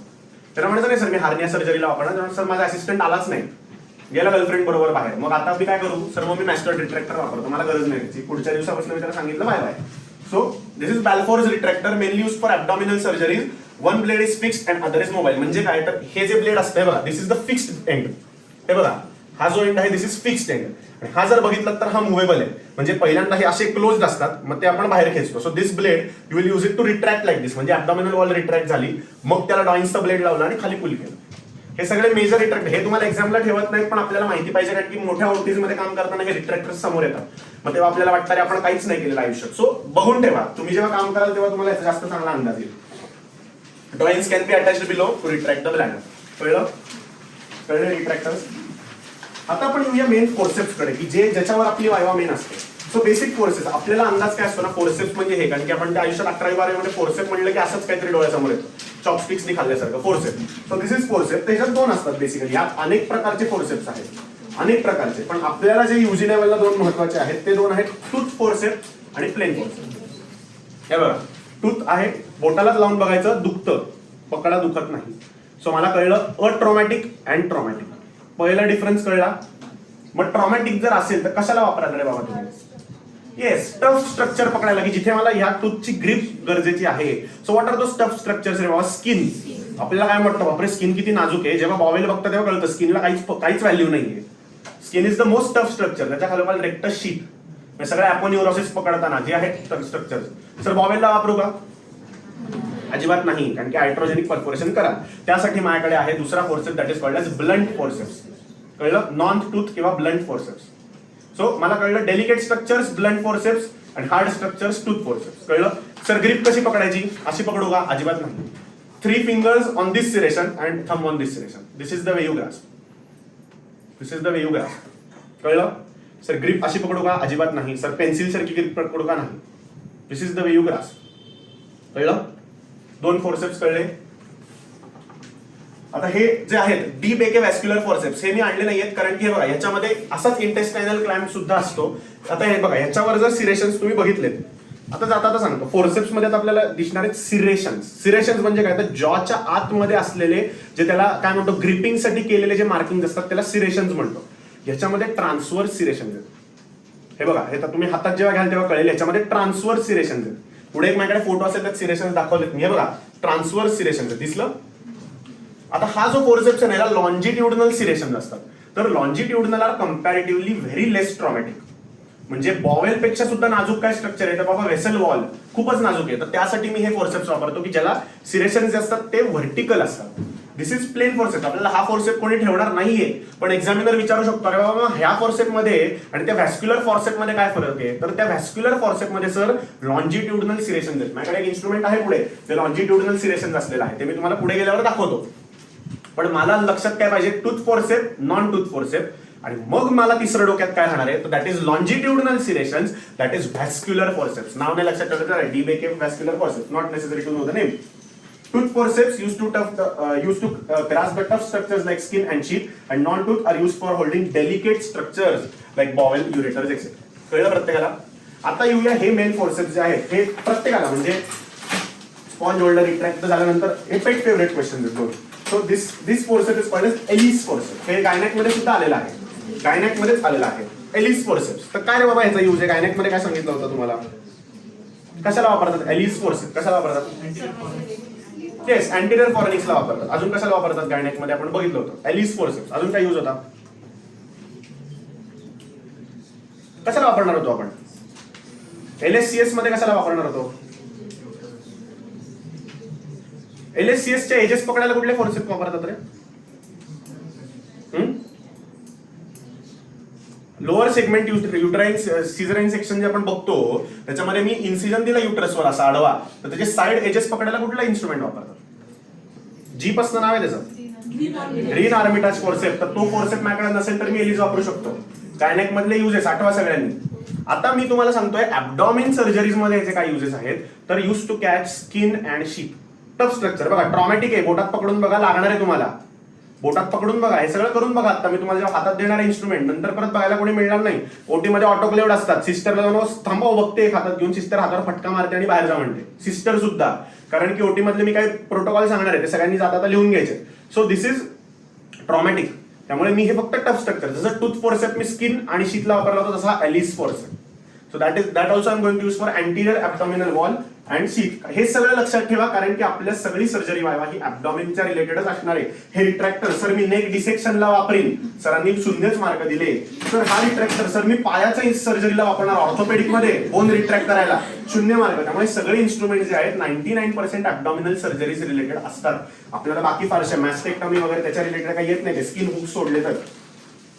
आर्टरी आता बघा, पहिला आपण आर्टरी फोर्सेप बघू. पहिला तर एलिस काढलाच येतं बघू. Use to grip tough structures like skin and sheath in gynaecology and also use to suture. बघा LSCS चे जे वुंड्स आहेत ते सुचर करायला वापरतात for anterior lip of cervix in absence of vulsellum. So हे मला सगळं कळलेलं आहे. आणि बाकी काय तर स्किन आणि हार्ट टिश्यूज हे पकडायला मी एलिस फोर्सेप्स वापरू शकतो. कळलं याचा यूज?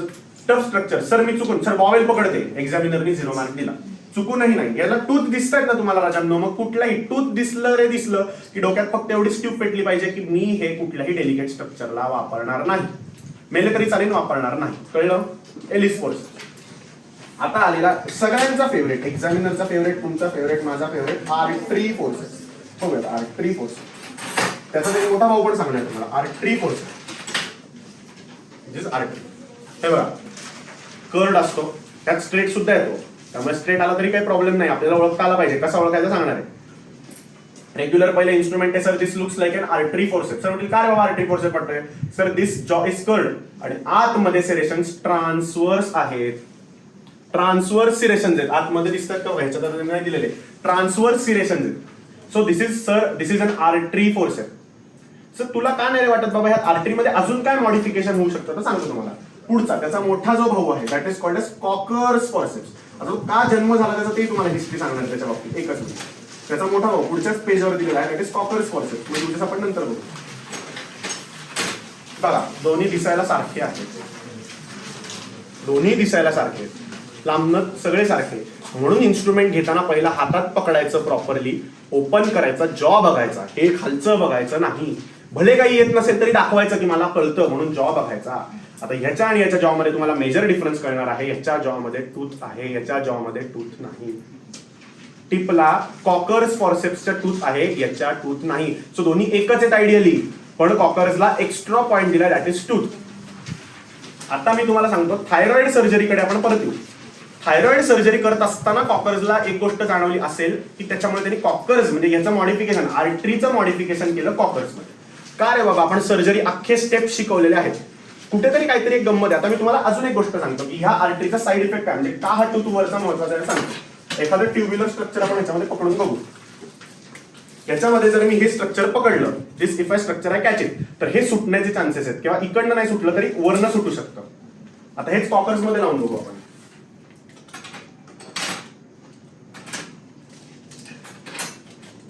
ह्याच्यामध्ये जर आपण लावलं तर वरनं बघा किती सोडण्याचा प्रयत्न केला, त्या टूथमुळे बाहेर येत नाही.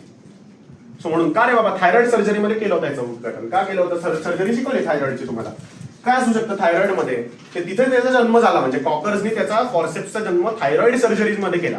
त्यामुळे आयडियली एक्झामिनरलाही कदाचित माहिती नसेल, पण आपल्याला माहिती पाहिजे सर पहिलं कॉकरनी का. सर हा कॉकर्स फॉर्सेप आहे, मला एक्झाममध्ये हा क्वेश्चन विचारला होता, व्हॉट इज दिस? हातात पकडलं sir, this looks like a Kocher's forcep modification of artery. खाड एक्झामिनरच्या पहिल्या थोबाडीत बसली. Sir okay tell me it's 2 uses. पहिला use sir actually it was invented for thyroid surgery for dash dash dash. का बाबा थायरॉइड सर्जरीमध्ये इन्व्हेंट केला? मी आता सांगितलं आर्टरी फोर्सेप्सचा यूज काय रे बाबा नावाप्रमाणे. मग थायरॉइड मध्ये का बरं तो इन्व्हेंट केला असेल? आपण सर्जरी थायरॉइडची शिकलो होतो. काय प्रॉब्लेम होतो थायरॉइड मध्ये? मी सांगितलं होतं तुम्हाला सर्जरी करताना. नाही, नर्वचा काही संबंध नाही. रिकरंट लॅरेंजियल नर्व इथे कुठेच नाही इन्व्हॉल्व. काय बरं मला चला पटकन इन शॉर्ट स्टेप सांगा बरं थायरॉइड सर्जरीच्या. पहिला इन्सिजन वगैरे दिला, स्ट्रॅप मसल्स रिट्रॅक्ट केले, पुढे काय करणार होतो आपण? हा सांगा ना पटपट, स्टेप्स रिवाइज करू आपण. पहिला इन्सिजन दिला, त्यानंतर मी प्लॅटिझमा रिट्रॅक्ट केला, मग स्ट्रॅप मसल्स रिट्रॅक्ट केले, मग पुढे मला थायरॉइड ग्लँड दिसली डोळ्यासमोर. पहिला स्टेप काय करणार होतो मी? कुठली आर्टरी लायगेट करणार होतो? काय सप्लाय आहे थायरॉइडचा? सुपिरियर आणि इन्फिरियर थायरॉइड आर्टरी.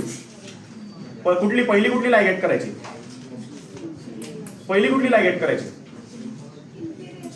पहिली इन्फिरियर लायगेट करायची. एक्सलंट, कारण की इन्फिरियर डोळ्याला दिसते.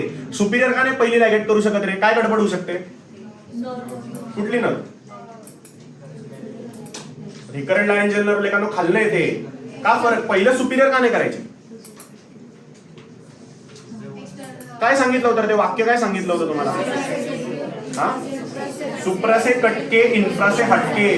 सुप्रासे कटके म्हणजे काय? तिथे जी आहे सुपिरियर लॅरेंजियल नर्व, सुपिरियर बॉर्डरला दोन्ही, सुपिरियर थायरॉइड आर्टरी, सुपिरियर तुमची superior external branch of superior laryngeal nerve, ती जी ब्रांच असणार राजांनो, ती दोघी एकदम क्लोज आहेत.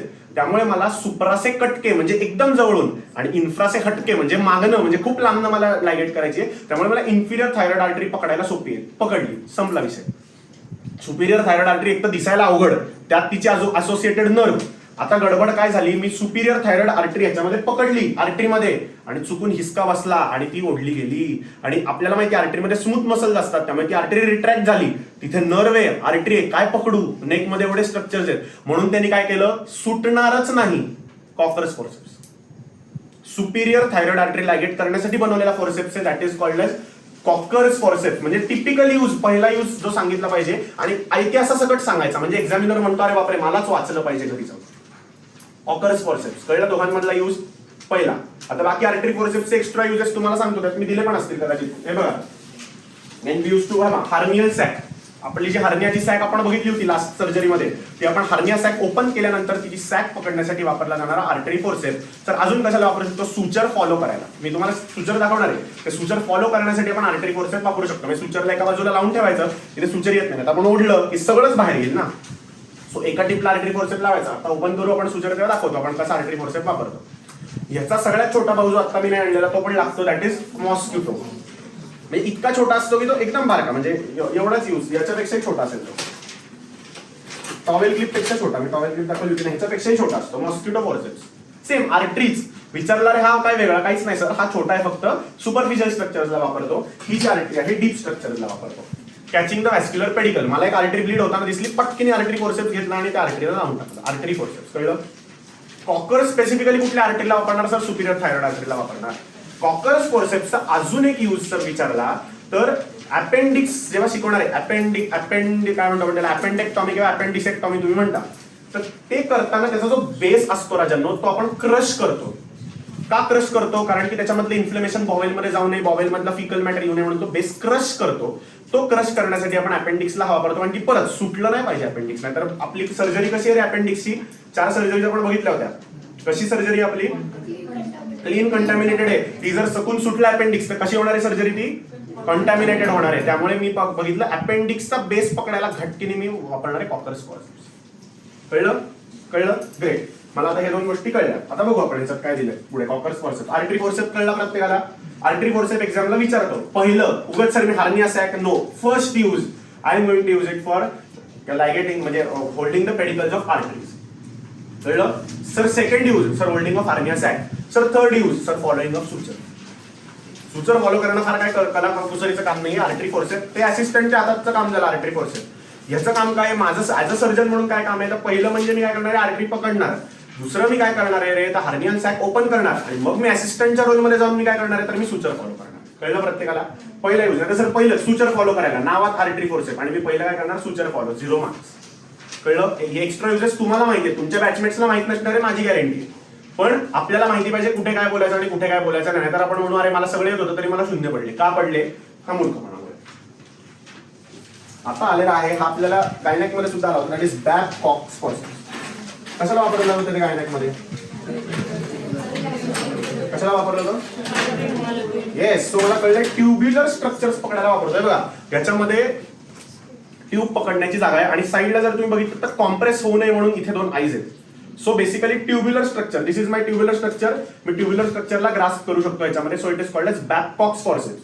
आता अजून एक त्याचं वैशिष्ट्य म्हणजे ह्याचं जे पुढचं म्हणजे जे लॉकिंग मेकॅनिझम जे असते, जिथे पुढे त्याचा जो टूथ जिथे असतो इन्स्ट्रुमेंटचा, त्याला आपण टिप म्हणतो, दॅट इज अट्रॉमॅटिक. म्हणजे अट्रॉमॅटिक म्हणजे सर्जरीच्या भाषेमध्ये कम्पॅरेटिव्हली लेस ट्रॉमॅटिक.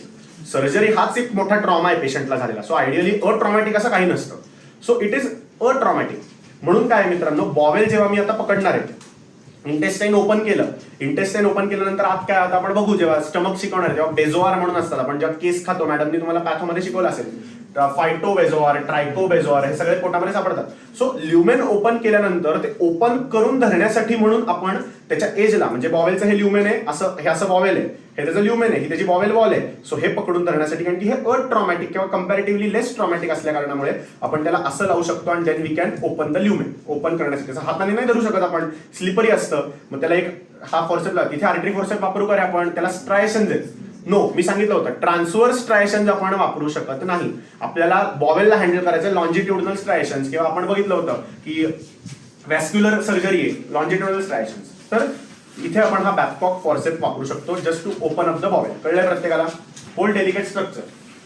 जाता सांगणारे तुम्हाला हा जो फॉर्सेप आहे त्याचाच भाऊ, बॅबकॉक फोर्सेप्सचाच भाऊ मला एक दुसरा आहे, त्याला लंग फोर्सेप म्हणतात.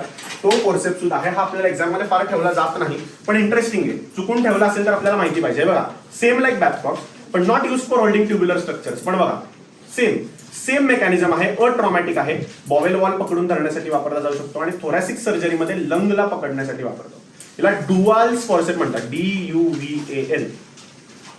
हे बघा, ट्रायंग्युलर नॉच. नाहीतर आपण म्हणतो हा बॅबकॉक सारखाच दिसतोय. बरोबर आहे, दिसतोय, यूज पण तसाच आहे, अट्रॉमॅटिकच आहे, कम्पॅरेटिव्हली लेस ट्रॉमॅटिक आहे. पण बॉवेलच्या ऐवजी मी तुला हाच फॉर्सेप देतो जो त्याच यूज साठी बनलेला आहे, दॅट इज डुआल्स फॉर्सेप. म्हणजे बॉवेलचं ल्युमेन पकडून धरायला किंवा लंग्स रिट्रॅक्ट करतात, लंग पकडण्यासाठी, in cardio thoracic surgery lung पकडण्यासाठी या डुआल्स फॉर्सेप आपण वापरू शकतो.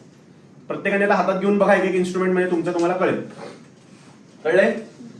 डुआल्स फॉर्सेप, ग्रेट. कॉकर्स फॉर्सेप कळला, बॅबकॉक्स फॉर्सेप कळला. Use for holding tubular structure like appendix and fallopian tube for without any trauma.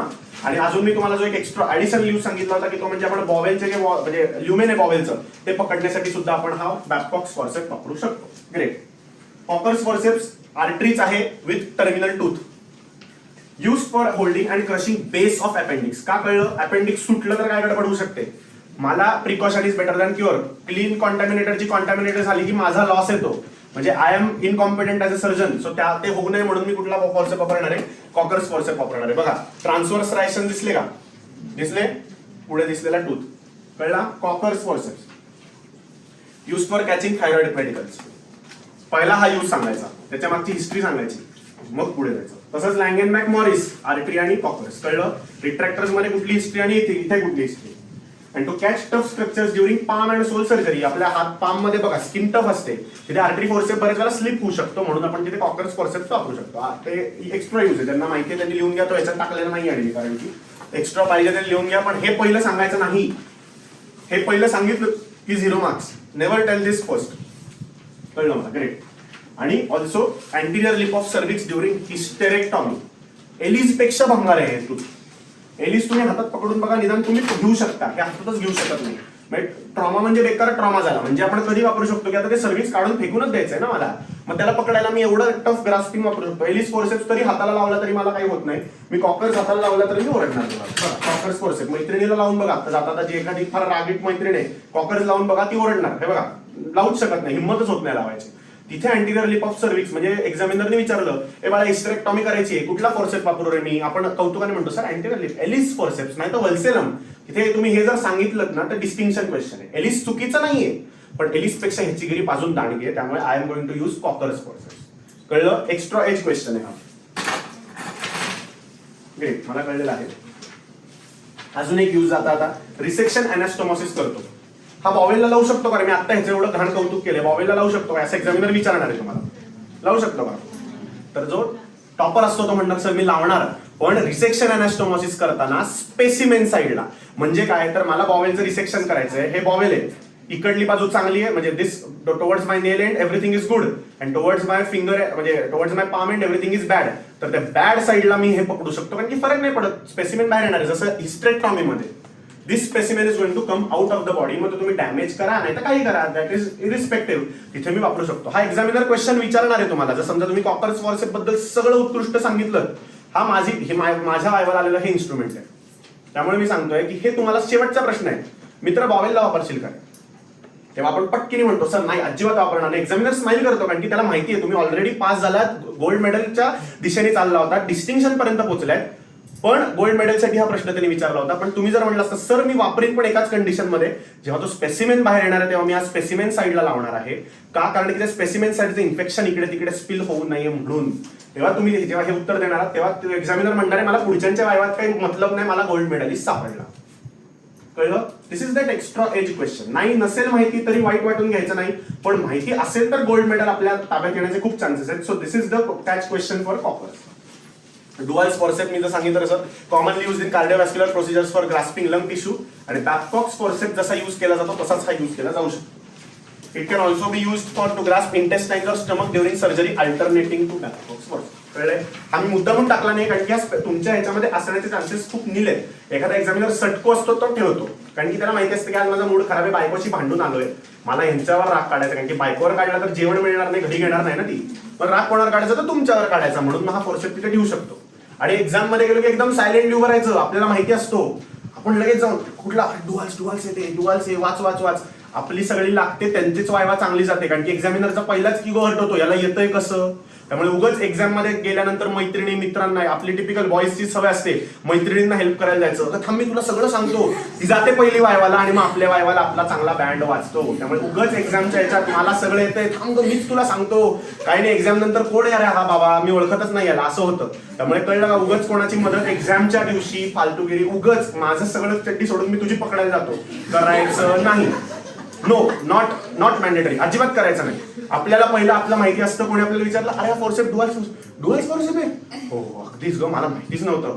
पण आता खरं सांगू का, मी मुद्दामून एक्स्ट्राचा आता काही लोडच घेत नाही, इथे पासिंगचे वांदे, बाकीच्यांना आपल्या आजूबाजूच्या पोराच्या पासिंगचे वांदे, आपल्याला मार्क माहिती असतात, आपण चांगली वायवा दिलेली आहे, पासिंगचे वांदे, हे तिथे उत्तर दिल्यानंतर तिला एकदम राहत मिळते, अरे डुअल फॉर्सेप दिला सोडून, त्याला तर ते येतच नाही, मला पासिंगचे वांदे त्याला, माझं तर सगळं चांगलं झालंय. त्यामुळे फालतूगिरी एक्झाम मध्ये उगाच तिला येत नाही, थांब मी तुला सांगतो, अगं हे बघ हे असं असतं, हे ब्लेड असे असतात, तुम्ही त्यापेक्षा बाकीचे इन्स्ट्रुमेंट्स बघा आणि एक्स्ट्रा एजचे क्वेश्चन्स तेव्हा बघा, कारण की बऱ्याच वेळेला एक्झामच्या आधी इन्स्ट्रुमेंट्स कळतात, लोकांना आयडेंटिफिकेशन करण्यापासून सुरुवात असते. ओ ह्याला कॉकर्स म्हणतात का, बर मग ह्याचे युजेस काय रे, मग रट्टा नंबर 1 नंबर 2 नंबर 3, आपल्याला बेसिक युजेस सगळे माहिती आहेत. आता आपल्याला काय पाहिजे, एक्स्ट्रा कॅच क्वेश्चन्स की जिथे एक्झामिनर आपल्याला गोल्ड मेडल देऊ शकतो, ते क्वेश्चन्स आपण तिथे रिवाइज करणार आहोत. बाकीच्यांना म्हणणार तुम्हाला तुमच्या पंथानी जगा, मला त्याच्याशी घेणं देणं नाही. डुअल फॉर्सेप आहे, थँक्स सांगितलंस, जर मी पास झालो तर तुला पार्टी देईन, मी त्या डुअल फॉर्सेपसाठी मी तुला पार्टी नसतं तिला म्हणायचं आणि आपणच पळून जायचं. त्यामुळे कळलंय आपल्याला हा उगाच फॉर्सेप मला येतोय सरांनी शिकवलाच होता, अजिबात नाही.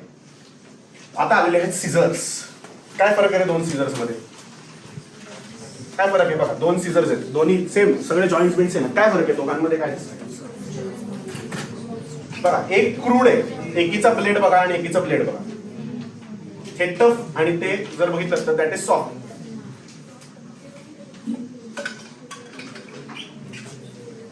सो याचा जर यूज आपण बघितला तर सिझर्स मी आता आणलेली नाहीये, पण तुम्हाला बेसिक त्याच सिझर मध्ये दाखवतो. ही जी सिझर आहे, जर आपण हिला कम्पेअर करायचंच म्हटलं तर it can be compared with Mayo scissor. बरोबर, टफ आहे, टफ स्ट्रक्चर कट करायला वापरू शकतो. सो आता तुम्ही आजपासूनच प्रॅक्टिस करा. सगळे जे घरी जाणार आहात, कागद बिगत कापतो आपण, नॉर्मली आपल्याला कापायची सवय ह्या फिंगरमधनं असते. आता घरी जायचं फॉर अ चेंज म्हणून असं कापून बघा, तुम्हालाच कळेल ग्रिप किती सुधारली आणि किती फाईन कापायला लागलो आपण. आजपासून सगळ्यांची नवीन प्रॅक्टिस. सीझर पकडताना सर मी अशीच पकडायला लागलो, सर्जन नाही झाले तरी काही फरक नाही पडत आहे, पण मी कापताना घरात दुधाची पिशवी जरी कापायची वेळ कधी आयुष्यात, काय नाही हॉस्पिटलमध्ये जरी काम नाही केलं, दुधाची तरी पिशवी कापाल तरी अशी कापून बघा, तो काय कुछ तो हटके, मग बघून कळतं अरे हा डॉक्टर दिसतोय, याला असं कापायला कळतं म्हणून असं लांबून लगेच आपल्या मैत्रिणीला का सांगू इंजिनिअरिंग वाले असं कापून बघ, मग तिच्यात आणि तुमच्यात काय फरक राहिला, दोघी दुधाच्या पिशव्यालाच कापणार. So tell her we are going to cut like this from tomorrow, सगळेजण असं कापणार आहेत. सो मेडझन पंप सीझर जी आहे ती bowel fine cutting of the bowel आहे, fine cutting of the arteries आहे. हे कट करण्यासाठी फाईननेस लागतो. So that comes from the Metzenbaum scissor. याची नावं महत्वाची नाही आहेत. आपण नुसतं सीझर म्हणलं तरी पास होणार आहोत. पण बघता क्षणी आपल्याला कळलं सर हिची जी टिप आहे ना सर, इट लुक्स लाईक, असं सांगताना सांगायचं sir the tip looks very fine, looks like Metzenbaum's. Examiner हट, काय बोलला, सीझर आहे ते त्याला पण माहिती आहे, मला पण माहिती आहे. बोट ठेवलं तुमचं एक आपलं जाणार आहे, माझं एक आपलं जाणार आहे, मी काय वेगळं सांगू. Sir tip looks fine Metzenbaum sir, ड्यूस for dissecting very fine tissues. एक्झामिनरनी तिथेच आपल्याला फर्स्ट क्लास देऊन टाकला, संबंधच नाही, पुढचं काय घेणं देणंच नाही मला. आणि मग आले, बरं ही सीझर घे रे, मग ही काय वेगळं आहे सर, ही मेयोज आहे हो सर, ह्याच्यामध्ये मी टफ स्ट्रक्चर शीत वगैरे कापायला किंवा मी सुचर कटिंगला वापरणार आहे. आता दुसरा मुद्दा काय आहे, ही आणि ही कधी मिक्स नाही करायची. कापणार तर दोन्ही आहेत. This can also cut the bowel, this can also cut the bowel, but why not this, कारण की सुचर कट करून करून हिची धार कम्पॅरेटिव्हली कमी झालेली आहे. त्यामुळे हिचं जे काम आहे तेच टफ स्ट्रक्चरसाठी आहे, हिचं जे काम आहे तेच स्मूथ स्ट्रक्चर, तेच आपलं डेलिकेट स्ट्रक्चरसाठी आहे. आणि दुसरा महत्वाचा मुद्दा आहे दॅट इज टिप. सीझरनी तुम्ही अजून काय करू शकता ना, हे एक्झामिनरला ज्या लोकांनी जेन्युअनली डिसेक्शन केलंय ते लोक सांगू शकतात. मी रिझल्ट घेऊन बाहेर आलो, म्हणजे फर्स्ट इयरच्या ज्या मॅडम होत्या, ते आमच्या वेळेला डेमॉन्स्ट्रेटर होत्या, त्या आता असोसिएट प्रोफेसरला गेल्या. त्या मला बाहेर आल्या आणि म्हणल्या अरे झाला का तुझा रिझल्ट कसा होता. मी जस्ट माझा लॅमिनेट करून घेतला रिझल्ट आणि बाहेर उभा होतो. त्या म्हणल्या अरे लागला का रिझल्ट, कसं झालं. म्हटलं मॅम असं सर्जरीमध्ये टॉप केलं, मेडिसिन मध्ये तिसरा आहे. तर मॅम म्हणल्या अरे हो रे काय, बट तुझं पुढे काय प्लॅन आहे. म्हटलं मॅम सर्जरी करायची आधीपासूनच ठरलं होतं. तर म्हणजे नाही रे ते तर मला कळत होतं, म्हणजे तुझं डिसेक्शन बघितल्यानंतरच कळायचं. त्याच्यानंतर मला आज तक 4 बॅचेस आल्यात, आज तक म्हणजे मला कोणीच सापडलं नाही जो एवढा भारी डिसेक्शन करतो. का मी डिसेक्शन भारी करायचो माहितीये, कारण की मी आर्टरीने डिसेक्ट करायचो. आर्टरी आपण अशी सीझरनी मी डिसेक्शन करायचो. कसं करायचो, सीझर आपण फक्त कापायला वापरतो, पण हे मला कळत नाही की ह्याचा जो फिनेस आहे तो मी आतमध्ये घालू शकतो टिश्यूच्या, आणि व्हेन आय ओपन इट ती टिश्यू ओपन झाली. त्यामुळे मेटझेनबॉम सीझरची टिप फाईन असल्या कारणामुळे मी मेटझेनबॉम सीझर डिसेक्शनला वापरू शकतो. This scissor can not be use for dissection. Extra point, Metzenbaum काय रे, या सीझर मध्ये तू एक्स्ट्रा काय करू शकतोस. सर मी डिसेक्शन करीन टिश्यूचं आहे, मी एक्झामिनरनी गोल्ड मेडल आपल्या हातात आणून दिलं.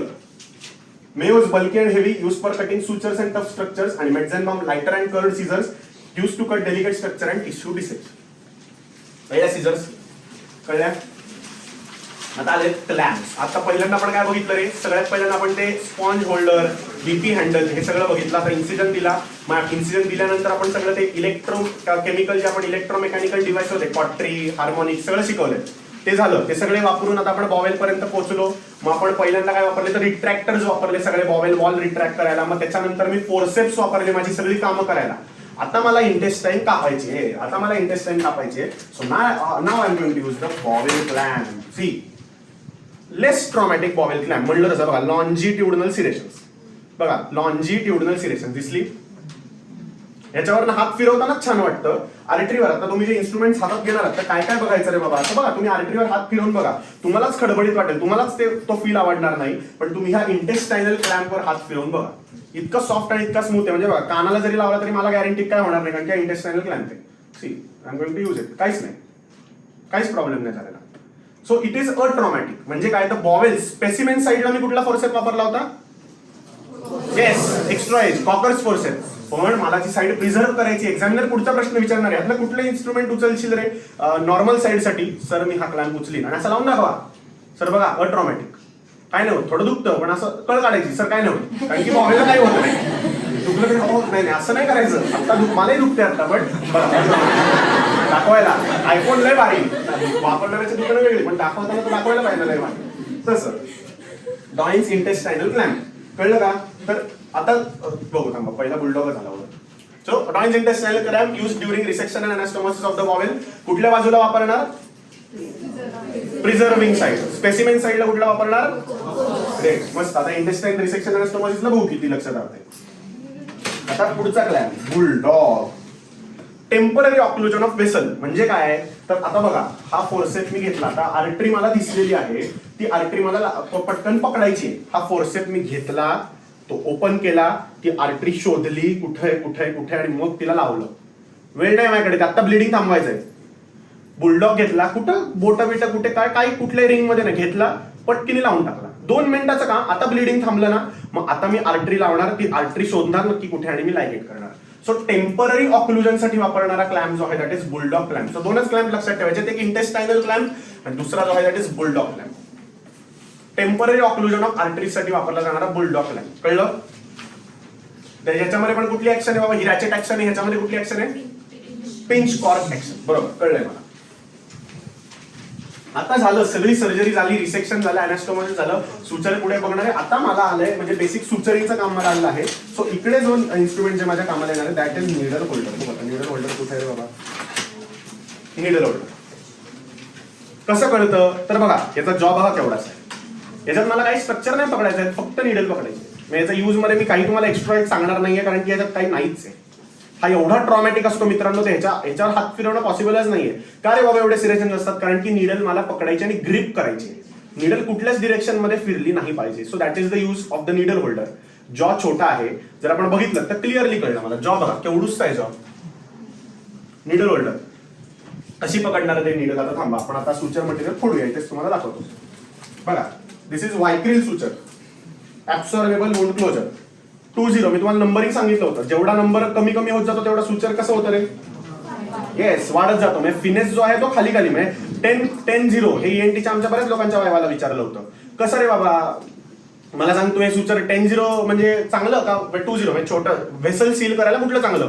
सर छोटं ना 20 चांगलं झालं, 0 मार्क. इतकं कौतुकाने मला बाहेर सांगायला आला की मला हसू का रडू कळत नव्हतं. नंतर फेल झाला तो विषय वेगळा आहे, पण मला कळलं की जेवढे सुचरचा नंबर जास्त तेवढं ते जाड, आणि जेवढा सुचरचा नंबर म्हणजे जास्त तेवढा फाईन, आणि जेवढा कमी तेवढा इट इज क्रूड. आता हे कोणतरी तुमच्यापैकी कोणतरी आम्ही तुम्हाला दाखवणार आहे. आता आय एम अनस्टराईल पर्सन, आणि जो इकडे उभा राहणार ही इज टोटली ओटी मध्ये वॉश झालेला माणूस आहे. मी त्याला सुचर कसं देणार आहे, हे स्टराईल आहे. आता हा पॅक जो आहे हा बाहेरचा अनस्टराईल आहे, आतलं सुचर स्टराईल आहे. कसं द्यायचं आहे, कोणतरी पटकन कोणतरी व्हॉलेंटियर वर या पटकन. नाव काय तुझं, ये वर. So she is our surgeon for tonight, आणि मी बाहेरचा ओटी वॉर्ड बॉय. मी तिला आता हातामध्ये देणार आहे सुचर काढून. तिने मला पटकन मागितलं सर व्हिलॉग, सर नाही म्हणणार ती मला, ए वॉर्ड बॉय मला म्हणली की व्हिलॉग 20 सुचर दे. तर मी आता तिला कसं देणार आहे ही टेक्निक बघून घ्या. हात आत लागता कामा नये. दिस इज द प्लॅस्टिक. प्रत्येक सुचरला असं दिलेलं असतं, दिस इज द प्लॅस्टिक. इकडे पकडायचं, आणि हा पेपर ओपन केलं वर, हा हे काढून बास. कळलं वे. थांब थांब थांब फोडून देते हे फालतूपणा. सर्जनने ते सुचर फेकून दिलं, इन्स्ट्रुमेंट फेकून दिली, ऍब्डॉमिन तशीच राहिली. कर तू सर्जन त्यात सुचरनी कर. कळलं कसं द्यायचंय, बस थँक्यू. सो आता मला कळलं हे सुचर मटेरियल आलेलं आहे. तिथं सिस्टर कशी काढते आपण आता बघू. आपल्याला ते काढायचं असतं, हे ओपन करायचं असं. सो याची आता किंमत बघा तुम्ही. ओपन करायच्या आधी तुम्हाला सांगतो, एक्सपायर झालेलं म्हणून आणले नाही तर मला पण एवढे काय फार पैसेवर नव्हते. 2454 याची किंमत आहे. सगळे सुचर मटेरियल असेच असतात, त्यामुळे वापरताना सदाशिव पेठी माणूस असल्यासारखे वापरा. उगाच घे 4 मटेरियल, घे 5 मटेरियल असे वापरू नका. कळले प्रत्येकाला. सो आता हे ओपन कसं केलं रे बाबा, सिस्टरनी स्ट्रॅप ऑफ केलं. हे बघा इथे दिलंय. बरं, प्रत्येक सुचर ओपन करण्याची वेगळी टेक्निक असते. स्ट्रॅप ऑफ केलं, आतमध्ये हात घातला, आणि हे ओपन केलं. हे मी पण पहिल्यांदा ओपन करतोय, कारण की लॅप्रोस्कोपीला वापरला जाणारा सुचर आहे. ओपन केलं, दिस इज द सुचर मटेरियल. हे सगळं स्टराईल एन्व्हायरमेंट मध्ये, कारण की माझ्या हातात ग्लव्ज आहेत, सुचर स्टराईल आहे. आता हे अनस्टराईल झालं, विषय वेगळा आहे, पण आय एम टेलिंग यू माझ्या हातात ग्लव्ज आहेत, दिस इज अ स्टराईल एन्व्हायरमेंट. हे जे लिहिलंय वरनं स्ट्रॅप काढला, बघा आतमध्ये ते सुचर बघा कसं आलेलं आहे. You can see. दिसलं. हात लावायला जायचं नाही, पटकन हो हाताने काढते, मूर्खपणा कधीच काढायचं नाही. घेतला नीडल होल्डर. कुठं पकडायचं सांगितलं होतं रे नीडल होल्डर, हे कर्व आहे, कुठं पकडायचं. कुठलं 2/3 1/3 म्हणजे काय, 2 एंड कुठले असतात निडलचे, अँटेरियर पोस्टीरियर. कुठं निडल लादा, अपेक्स विपेक्स. एक पॉइंटेड एंड, आणि दुसरा जो असतो जिथे अटॅच होतो स्वेज्ड एंड म्हणतात. 2/3 फ्रॉम द पॉइंटेड एंड आणि 1/3 from the swaged end. Needle holder बघा डायरेक्ट हातात, सर्जनच्या हातात असं दिलं, आणि सर्जनला देताना कधी पण असं नाही द्यायचं, इथे पकडायचं आणि हातात द्यायचं. सर्जननी काय केलं, डायरेक्ट हात बोट अशीच घातली प्रॉपर ह्याच्यामध्ये, आणि ही यूज द सुचर. आता ह्या सुचरचा, हे जे सुचर आहे ऍब्सॉर्बेबल वगैरे विषय वेगळा आहे. आता आर्टरी फोर्सेसचा यूज सांगूया आपण. प्रॉपर नाही, दिस इज आर्टरी. आता काय आहे मित्रांनो, मी सुचर जेव्हा घेणार आहे तेव्हा सुचर जेव्हा मी हातनं पास करीन तेव्हा हा मागचा जो एंड आहे मी ओढून घेताना मागचा पण एंड ओढून घेणार आहे. सो मी काय करणार आहे, ह्याचा जो मागचा एंड आहे याला मी आर्टरी फोर्सेस लावला. थांबरे बाबा जरा लावला, संपला विषय. कळलं. हा आर्टरी लावला. आता तू किती ओढ, ह्यातनं खाली सुचर सटकणार नाही. त्यामुळे फॉलोइंग ऑफ सुचर, आर्टरी फॉर्सेप्सचा यूज कळला प्रत्येकाला. फॉलोइंग ऑफ सुचर कळलं. निडल, आता ते तुम्हाला विचारतील सुचरिंगला लागणारे 3 कुठले हे, आपण आर्टरी फोर्सेप बोलणार नाही होत, कारण की it is not mandatory. Mandatory कुठल्या कुठल्या गोष्टी लागणार आहेत मित्रांनो? फर्स्ट इज नीडल होल्डर, दुसरा इज फोर्सेप, टूथ और ब्लंट, कुठलाही लागू शकतो. बॉवेल अनास्टोमोसिस असेल तर ब्लंट लागेल, तर समजा स्किन असेल तर टूथ सुद्धा चालेल मला. आणि तिसरा जो लागणार आहे ते कट करायला, दॅट इज सीझर्स. त्यामुळे 3 इन्स्ट्रुमेंट असे म्हणतात, ते विचारते नाही 3 इन्स्ट्रुमेंट बाजूला काढ रे लागणारी सुचरिंगसाठी. आपण डायरेक्ट आर्टरी फोर्सेप काढतो. सर 3 नाही, माझं हॉस्पिटल फार मोठं असणार आहे, मी सगळीच वापरतो. येडायस का रे बाबा तू, काही असं म्हणतील आणि हाकलून देतील. त्यामुळे मला कळलं निडल कशी पकडायची, कळलं नीडल होल्डरमध्ये 2/3 1/3 एंडला. आता एक्झामिनर जर तुमची वायवा चांगली जाणार असेल तर तुम्हाला पुढचा प्रश्न विचारणार आहे की कधी रे बाबा तू ह्या एंडला कधी निडल पकडशील, म्हणजे काय तर टुवर्ड्स पॉइंटेड एंड कधी पकडशील. फिजिक्स कॉमन प्रिन्सिपल, कधी पकडू रे अशी, असं कधी पकडायचं, कुठे पकडणार आपण, एवढ्या जवळ कधी पकडू आपण.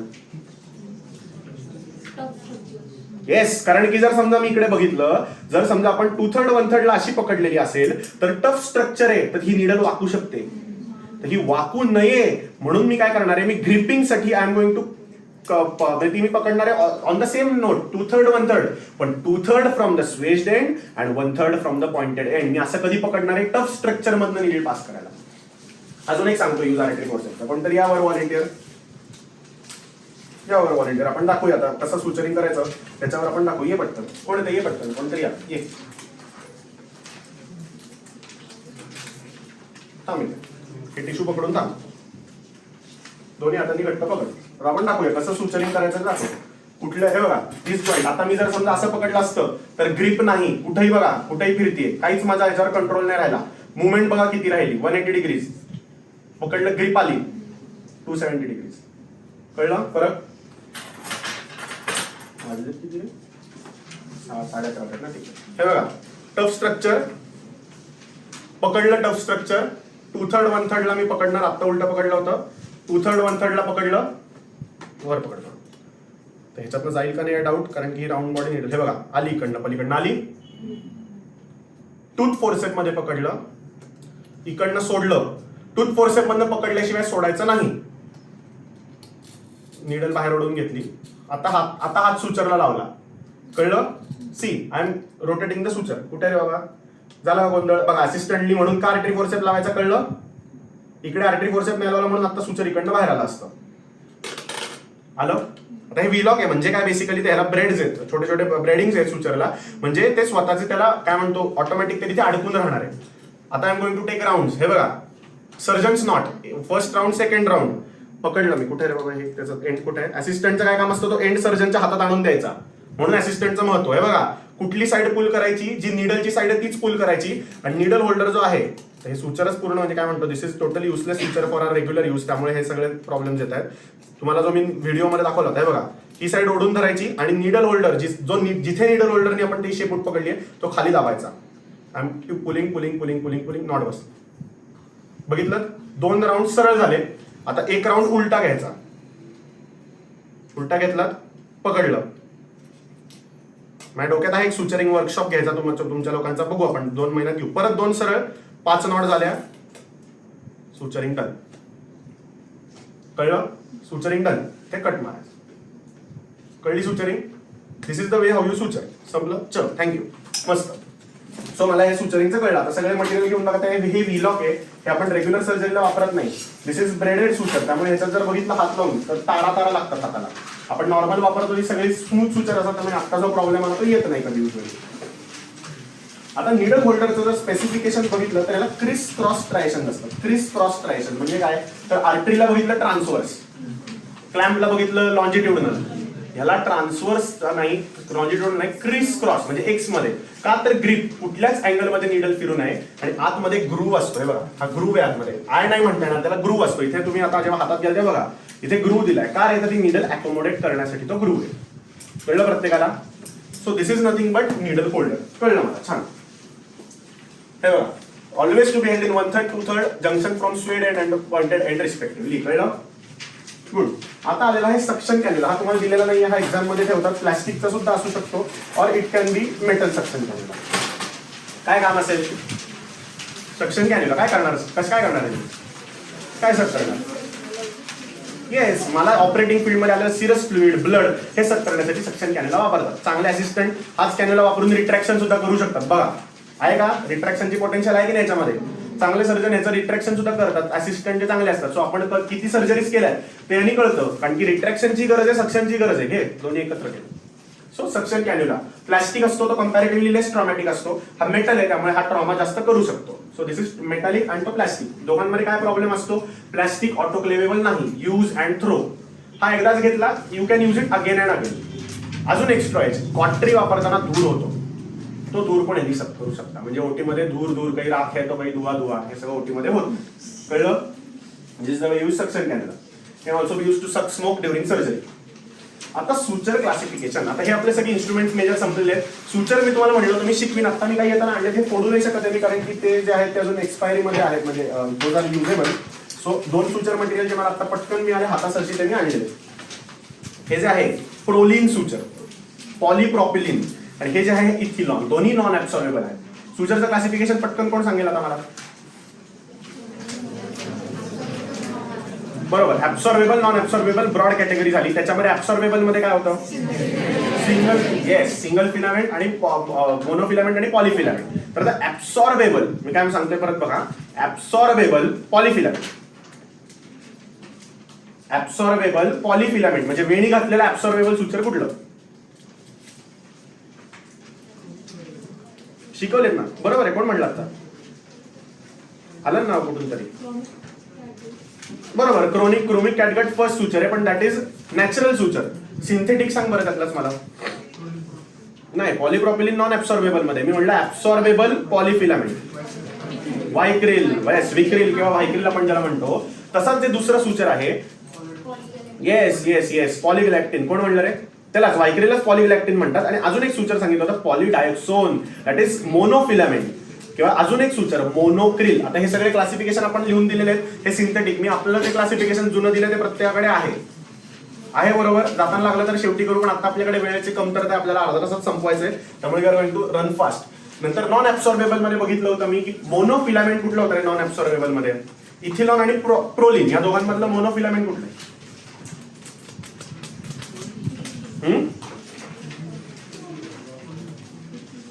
आणि इथिलॉन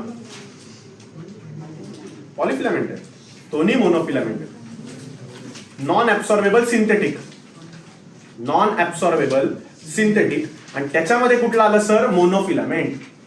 मोनोफिलामेंट आणि पॉलीफिलामेंट मध्ये फरक काय असतो मित्रांनो? पॉलीफिलामेंट मध्ये जर बघितलं, वेणी, मी तुम्हाला सांगितलं होतं वेणी आहे, त्याच्यामध्ये काय जाऊ शकतात? There can be bacterial growth आणि त्याच्यामुळे इन्फेक्शन होऊ शकतं. त्यामुळे mostly surgeons prefer to use monofilament. पण मोनोफिलामेंटचा एक ड्रॉबॅक काय असतो? आता बघितलं आपण, हे जे सुचर आहे हे व्हीलॉक आहे, तर हे ऍक्च्युअली आहे इट इज मोनोफिलामेंट, पण त्याच्यावर त्यांनी लॉकिंग दिलेलं आहे. त्याला मेमरी आहे बघा स्वतःची, हे बघा हे स्वतःच वाकलेलं आहे. सो मेमरी असू शकते मोनोफिलामेंट सुचर मध्ये, त्यामुळे बरेच लोक पॉलीफिलामेंट यूज करतात. ते प्रत्येकाचा यूज माहिती पाहिजे आपल्याला. ऍब्सॉर्बेबल कशामध्ये वापरतो आपण? आता कॅडगटचा यूज संपलेला आहे, नो वन युजेस कॅडगट. आजकाल वापरले जाणारे 2च सुचर आहेत, एकतर व्हायक्रिल मोनोक्रिल, नाहीतर पीडीएस. बरोबर, व्हायक्रिल मोनोक्रिल पीडीएस सगळ्यांचा यूज एक साथच. Bowel anastomosis, ureter anastomosis, tracheal anastomosis, जे कुठल्या ल्युमेन मध्ये आतमध्ये जोडायचे काम आहेत ती सगळी आपण करणार आहोत व्हायक्रिलच सांगायचं, कारण की सगळे सर्जन्स मॅक्सिमम ते वापरतात. एकतर स्वस्त असतं, दुसरं म्हणजे काय म्हणतो की प्रत्येक सर्जनचा पेट फेवरेट आहे. कळलं? हे 3 सुचर्सची नावं लक्षात पाहिजे. आता कम्स युअर सिंथेटिक सुचर्स. त्यामध्ये नायलॉन येतं, ते आता कोणी वापरत नाही. नायलॉनचा थ्रेड आपण सगळेच वापरायचो पूर्वी, पतंग जेव्हा बांधायचो किंवा काय करायचो, नायलॉनचा थ्रेड वापरायचो. कोणी वापरत नाही. आता आलेलं जे आहे दॅट इज प्रोलिन, त्यालाच म्हणतात पॉलीप्रॉपिलिन. अजून एक पॉलीप्रॉपिलिन शब्द कुठे आला होता रे? आता परवाच आपण जेव्हा शिकत होतो, कशात आला होता रे पॉलीप्रॉपिलिन? येस, प्रोलिनची मेश सुद्धा असते. आपण मेश बघितली होती. प्रोलिन मेश सुद्धा प्रोलिनचीच असते. आणि अजून एक सुचर प्रोलिन कशाला वापरतात? तर आतमधले सुचरिंग करायला. म्हणजे काय? तर लिनिया अल्बा क्लोज करताना प्रोलिन वापरायचं. का? तर ते नॉन ऍब्सॉर्बेबल आहे. कारण की 100% वुंड हिलिंग होणार आहे का रे बाबा? कधीच 100% स्ट्रेंथ येणार आहे का? नाही. म्हणून ते प्रोलिन आयुष्यभर राहू दे. त्यामुळे जेव्हा आपण रिलॅप्रोटॉमी करतो, म्हणजे परत इन्सिजन देणार असतो, ते प्रोलिनचं सुचर तसंच सापडतं. आणि इथिलॉन जे आहे ते सगळं सुपरफिशियल काम करण्यासाठी, म्हणजे स्किन वगैरे सुचरिंग करतो, आपण सगळं इथिलॉनली करतो. तसंच एक सिल्क नावाचं सुचर आहे. सिल्कनी पण काही लोक स्किन करतात. परत इन्फेक्शनचे चान्सेस जास्त का? कारण की सिल्क इज ब्रेडेड, म्हणजे ते पॉलीफिलामेंट आहे. त्यामुळे स्किनला आपण एथिलॉन वापरतो. पण अजून सिल्क सुचरचा यूज जर विचारला तर ड्रेन्स फिक्स करायला, आता मी ड्रेन पण आणलेत बरोबर, ऍबडॉमिनल ड्रेन आणलाय, त्याच्याबरोबरची युरो बॅग आणली आहे, त्यानंतर पोलीस आणलाय, बघू आपण ते. सो ड्रेन फिक्स करायला पण मी सिल्क वापरू शकतो. कळलंय सुचर्स बद्दल, प्रत्येकाला बेसिक कळलं. हे बघा ऍब्सॉर्बेबल सुचर्स मध्ये बघितलं कॅडगट, अंडरगोज डिग्रेडेशन विथ, हे सगळे थिओरिटिकल प्रश्न आहेत, मी काय ह्याच्यावर जास्त जाणार नाहीये. Degradation within 7 to 10 days, chromic catgut has dissolution time of 90 days. Plain catgut जे होतं ते कोणीच वापरत नाही, त्याच्यामध्ये त्यांनी क्रोमिक सॉल्ट्स ऍड केले, मग आलं क्रोमिक कॅडगट, आणि मग त्याचे दिवस जास्त होते 90 days. मग त्यांनी व्हायक्रिल आणलं, त्याचं 90 days नॅचरली चाललं, मग आता कोणी हे वापरतच नाही. बघा व्हायक्रिलचं नाव पॉलीग्लॅक्टिन, डिझॉल्व्ह इन 60 to 90 days, आणि त्याच्यामध्ये tensile strength 60% at the end of 2 weeks. त्यामुळे आपल्याला विचारलं सर 2 weeks झालेले आहेत तर त्याची गुण चांगली हील झाली असेल तर यू कॅन कन्सिडर की 60% स्ट्रेंथ आलेली आहे. Use to suture bowel bladder and CBD, कुठलाही म्हणजे आतमधले जे सगळे बॉडीमधले अनास्टोमस आहेत व्हायक्रिलनी करू शकतो. मोनोक्रिल मध्ये बघितलं तर पॉलीग्लेकाप्रोन हे त्याचं कॉन्स्टिट्युएंट आहे, म्हणजे दिस इज युअर काय म्हणतो आपण त्याचं ब्रँड नेम आहे, आणि हे त्याचं जर बघितलं तर जेनेरिक नेम आहे, म्हणजे त्याचं जर कंपाऊंड आहे that is polyglecaprone, use for subcutaneous and subcuticular suturing. म्हणजे काय, तर मी तुम्हाला सबक्युटिक्युलर सुचरिंग तेव्हा सांगितलं होतं, जेव्हा सुचरिंग करतो तेव्हा आपण आतनं सुचरिंग करतो स्किनला. जे गायनेक मध्ये ज्या लोकांनी काम केलेलं आहे त्यांना माहिती आहे की फॅनिन स्टील इन्सिजन जो देतात सीझर अँड सेक्शन नंतर, तो सुचर करताना ते आतनं सुचरिंग करतात. त्याचा मी व्हिडिओ तुम्हाला ग्रुपवर परत एकदा टाकीन मी केलेल्या सुचरिंगचा, तुम्ही सगळ्यांनी बघा. सो मला कळलेलं आहे की इकडे जर आपण बघितलं तर Monocryl polyglecaprone use for suturing subcutaneous tissues and subcuticular suturing. Polydioxanone परत मोनोफिलामेंट सुचर आहे, पण हे फार महाग असतं. याची किंमत जर समजा एक्झाम्पल 1000 रुपये असेल तर हे 2,500 ते 3,000 असतं. त्यामुळे पीडीएस फार लोक वापरत नाहीत, पण ह्याची टेन्साईल स्ट्रेंथ जी आहे ती 180 दिवस आहे बघा, 180 days. आणि use for tracheobronchial repair along with Vicryl suture. म्हणजे टिपिकली हे का बनवलं होतं, कारण की ट्रेकिया जर बघितला तर कंपॅरेटिव्हली एक्सपोज आहे, त्यामुळे बॅक्टेरियल ग्रोथ वाढते, म्हणून त्यांनी काय केलं पीडीएस बनवलं. पॉलीडायक्सोन कळलं. मोनोफिलामेंट. सिल्क नॉन ऍब्सॉर्बेबल सुचर्स मध्ये आपण जर बघितलं तर silk derived from silkworm, black in colour, हे सगळे टिपिकल त्याचे पॉईंट्स आहेत. आता हे बघा सिल्क मध्ये जर बघितलं तर बघा हा नंबर महत्वाचा असतो 30. मर्सिल्क ब्रँड नेम आहे, पण त्याचं कंटेंट जर बघितलं तर सिल्क आहे. सो त्यामध्ये निडलचे 2 प्रकार सांगितलेले आठवतात कोणाला? येस, राऊंड बॉडी आणि कटिंग एज. राऊंड बॉडी कशाला वापरणार? येस, डेलिकेट सरफेसला, कारण की ते कट थ्रू होता कामा नाही. आणि कटिंग कशाला वापरायचं रे? स्किनला, स्टफ स्ट्रक्चर जे असतं त्याला वापरायचं. प्रोलिन हे बघा use for skin suturing and fixing drains, ह्याला फार वापरत नाहीत. आता इथे प्रोलिन आलेला आपलं तुमचं एथिलॉन आलेलं आहे. प्रोलिनचं नाव काय? पॉलीप्रॉपिलिन, ब्लू इन कलर असतं. Use for suturing rectus sheath and hernia repair and vascular repair. Vascular रिपेअरला जर सरांनी विचारलं सर तुला मी 10 प्रोलिन देतो आणि 10 प्रोलिन देतो, छोटी ब्लड वेसल तुला शिवायची, कुठलं वापरणार? 10. तुला रेक्टस शीप शिवायचं आहे 10. ग्रेट. असंच हेच क्वेश्चन विचारणार आणि आपल्याला देणार.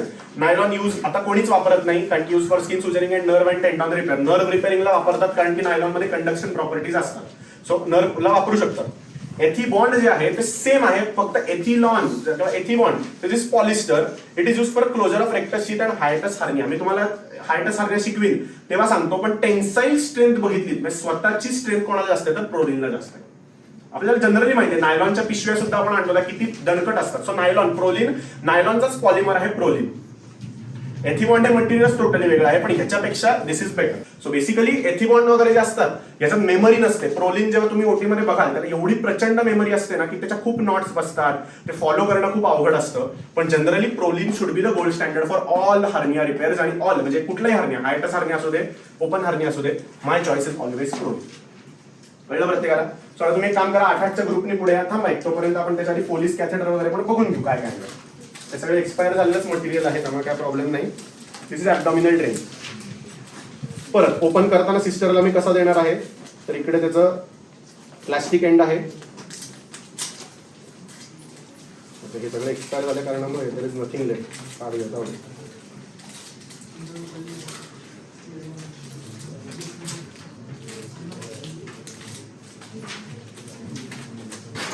तोपर्यंत घ्या, सुचर मटेरियल पास करा, मला परत आणून द्या.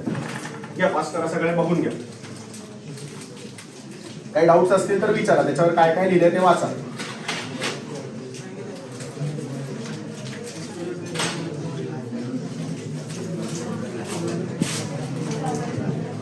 हे बघा, दिस इज ॲबडॉमिनल ड्रेन.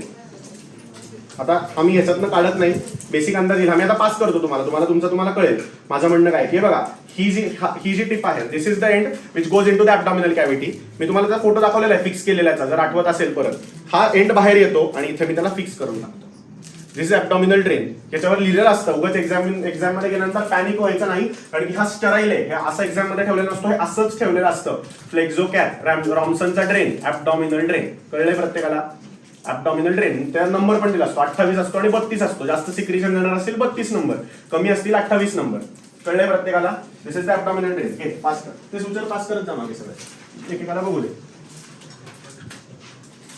आता आपण बघूया, हा पण एक्सपायर झालेला थांबा, पण 2 वे काढू आधी.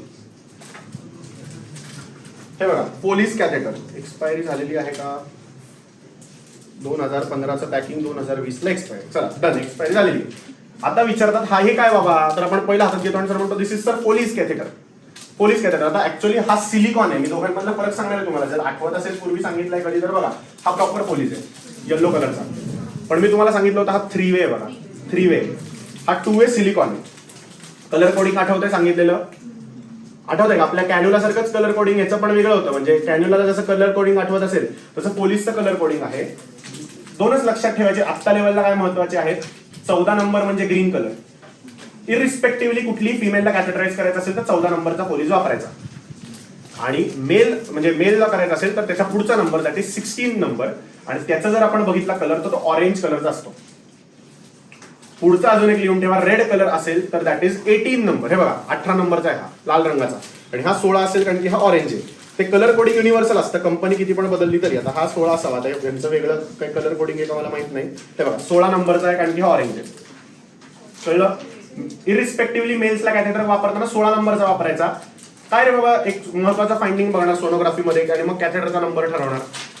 मेलमध्ये कॅथेटर करतोय मी, 60 इयर्स मेल आहे. काय बघणार आहे मी सोनोग्राफीमध्ये? येस, बीपीएच बघायचं. जर बीपीएच असेल पेशंटला तर आपण चुकीचं, हा हे उत्तर सर्जन्सलाही माहिती नाहीये. आपण काय म्हणतो, 16 नंबरच्या ऐवजी आपण 14 नंबरचा कॅथेटर वापरू, अतिशय चुकीचं आहे.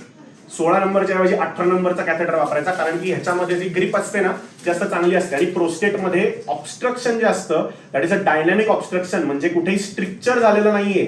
त्यामुळे ल्युमेन जरी नॅरो झाला असेल तरी ते मॅनिप्युलेट करायला जास्त नंबरचा कॅथेटर वापरायचा, दॅट इज 18 नंबर. आणि स्ट्रिक्चर जर असेल तर छोटा नंबरचा कॅथेटर वापरायचा. तो बेसिक मला अंदाज कळला. आताच एक्झामिनर विचारणार आहे, अरे याचं स्टरलायझेशन कसं करणार? आपण म्हणतो हे येड्या, मी नवीन काढणार वापरायला. तो म्हणतो अरे मूर्खा, जेव्हा सर्जरीसाठी तो बनवला जातो तेव्हा लॅटेक्सचा बनतो, तेव्हा तो पॅक करताना तरी स्टरलाइज करत असेल तर कसा स्टरलाइज करणार? तर ETO. कुठले रबर मटेरियल असेल तर ETO ने स्टरलाइज करायचं. कळलं? So this is police catheter. आता आपला एक ओपन करतोय, सिलिकॉन राहू देतात. हा मुद्दा सांगायचा काय, तर हा आहे LaTeX, yellow colour. Shelf life म्हणजे एकदा टाकला पेशंटला की साधारण 7 to 10 days लाईफ आहे. मला सर्जरी आज करायची आहे हर्नियाची, कॅथेटर केला 2 दिवसांनी काढायचा आहे. लॅटेक्स सर प्रॉब्लेम आहे, लॅटेक्सची अलर्जी आहे. सिलिकॉन अजून बेनिफिट, 35 दिवस राहू शकतो.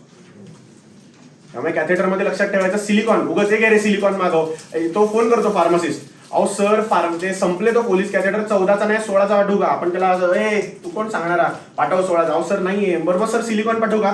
हा चल सिलिकॉन पाठव. मग आपण किंमत बघतो आणि मग पेशंटच्या नंतर आपण त्याचे एक्स्ट्रा पैसे आपण भरतो. कन्सल्टंट आपल्याला म्हणतो तुला माहिती होतं का बाळा हे? नाही सर. उभं एक्स्ट्रा पैसे. सिलिकॉन महाग असतो, 35 दिवस शेल्फ लाईफ असते, अननेसेसरी सिलिकॉन वापरायचा ना. पोलीस कॅथेटर जाऊ दे, चला घ्या पाठवा. बघा एक मागे पास करत. आता हा रॉमसन्स ड्रेन आहे. आता हा जो आहे हा थोरॅसिक ड्रेन आहे, कारण की ह्याच्यामध्ये जर बघितलं तर मी तुम्हाला सांगितलं होतं थोरॅसिक ट्रॉमा जेव्हा मी सांगितलं होतं तुम्हाला, त्याच्यामध्ये आपण न्यूमोथोरॅक्स बघितलं होतं. आठवतंय? न्यूमोथोरॅक्स. त्याच्यामध्ये आपण हा ड्रेन टाकणार होतो ज्याला अंडर वॉटर ड्रेन म्हणतात. आता आम्ही फोडतोय कारण की हा सुद्धा एक्सपायर्ड आहे. तर आपण बघूया या ड्रेनमध्ये काय वैशिष्ट्य आहे. याच्यामध्ये आपण वॉटर करू शकतो आणि याला अंडर वॉटर सील म्हणतात. आठवतंय का मी तुम्हाला सांगितलं होतं न्यूमोथोरॅक्स जेव्हा शिकवला होता तेव्हा चेस्ट ट्यूब इन्सर्शन सांगितलं होतं. आठवतंय का? आठवतंय? त्याच्यामध्ये सांगितलं होतं की तो जो आपण वापरणार आहोत तो how are we going to use it. C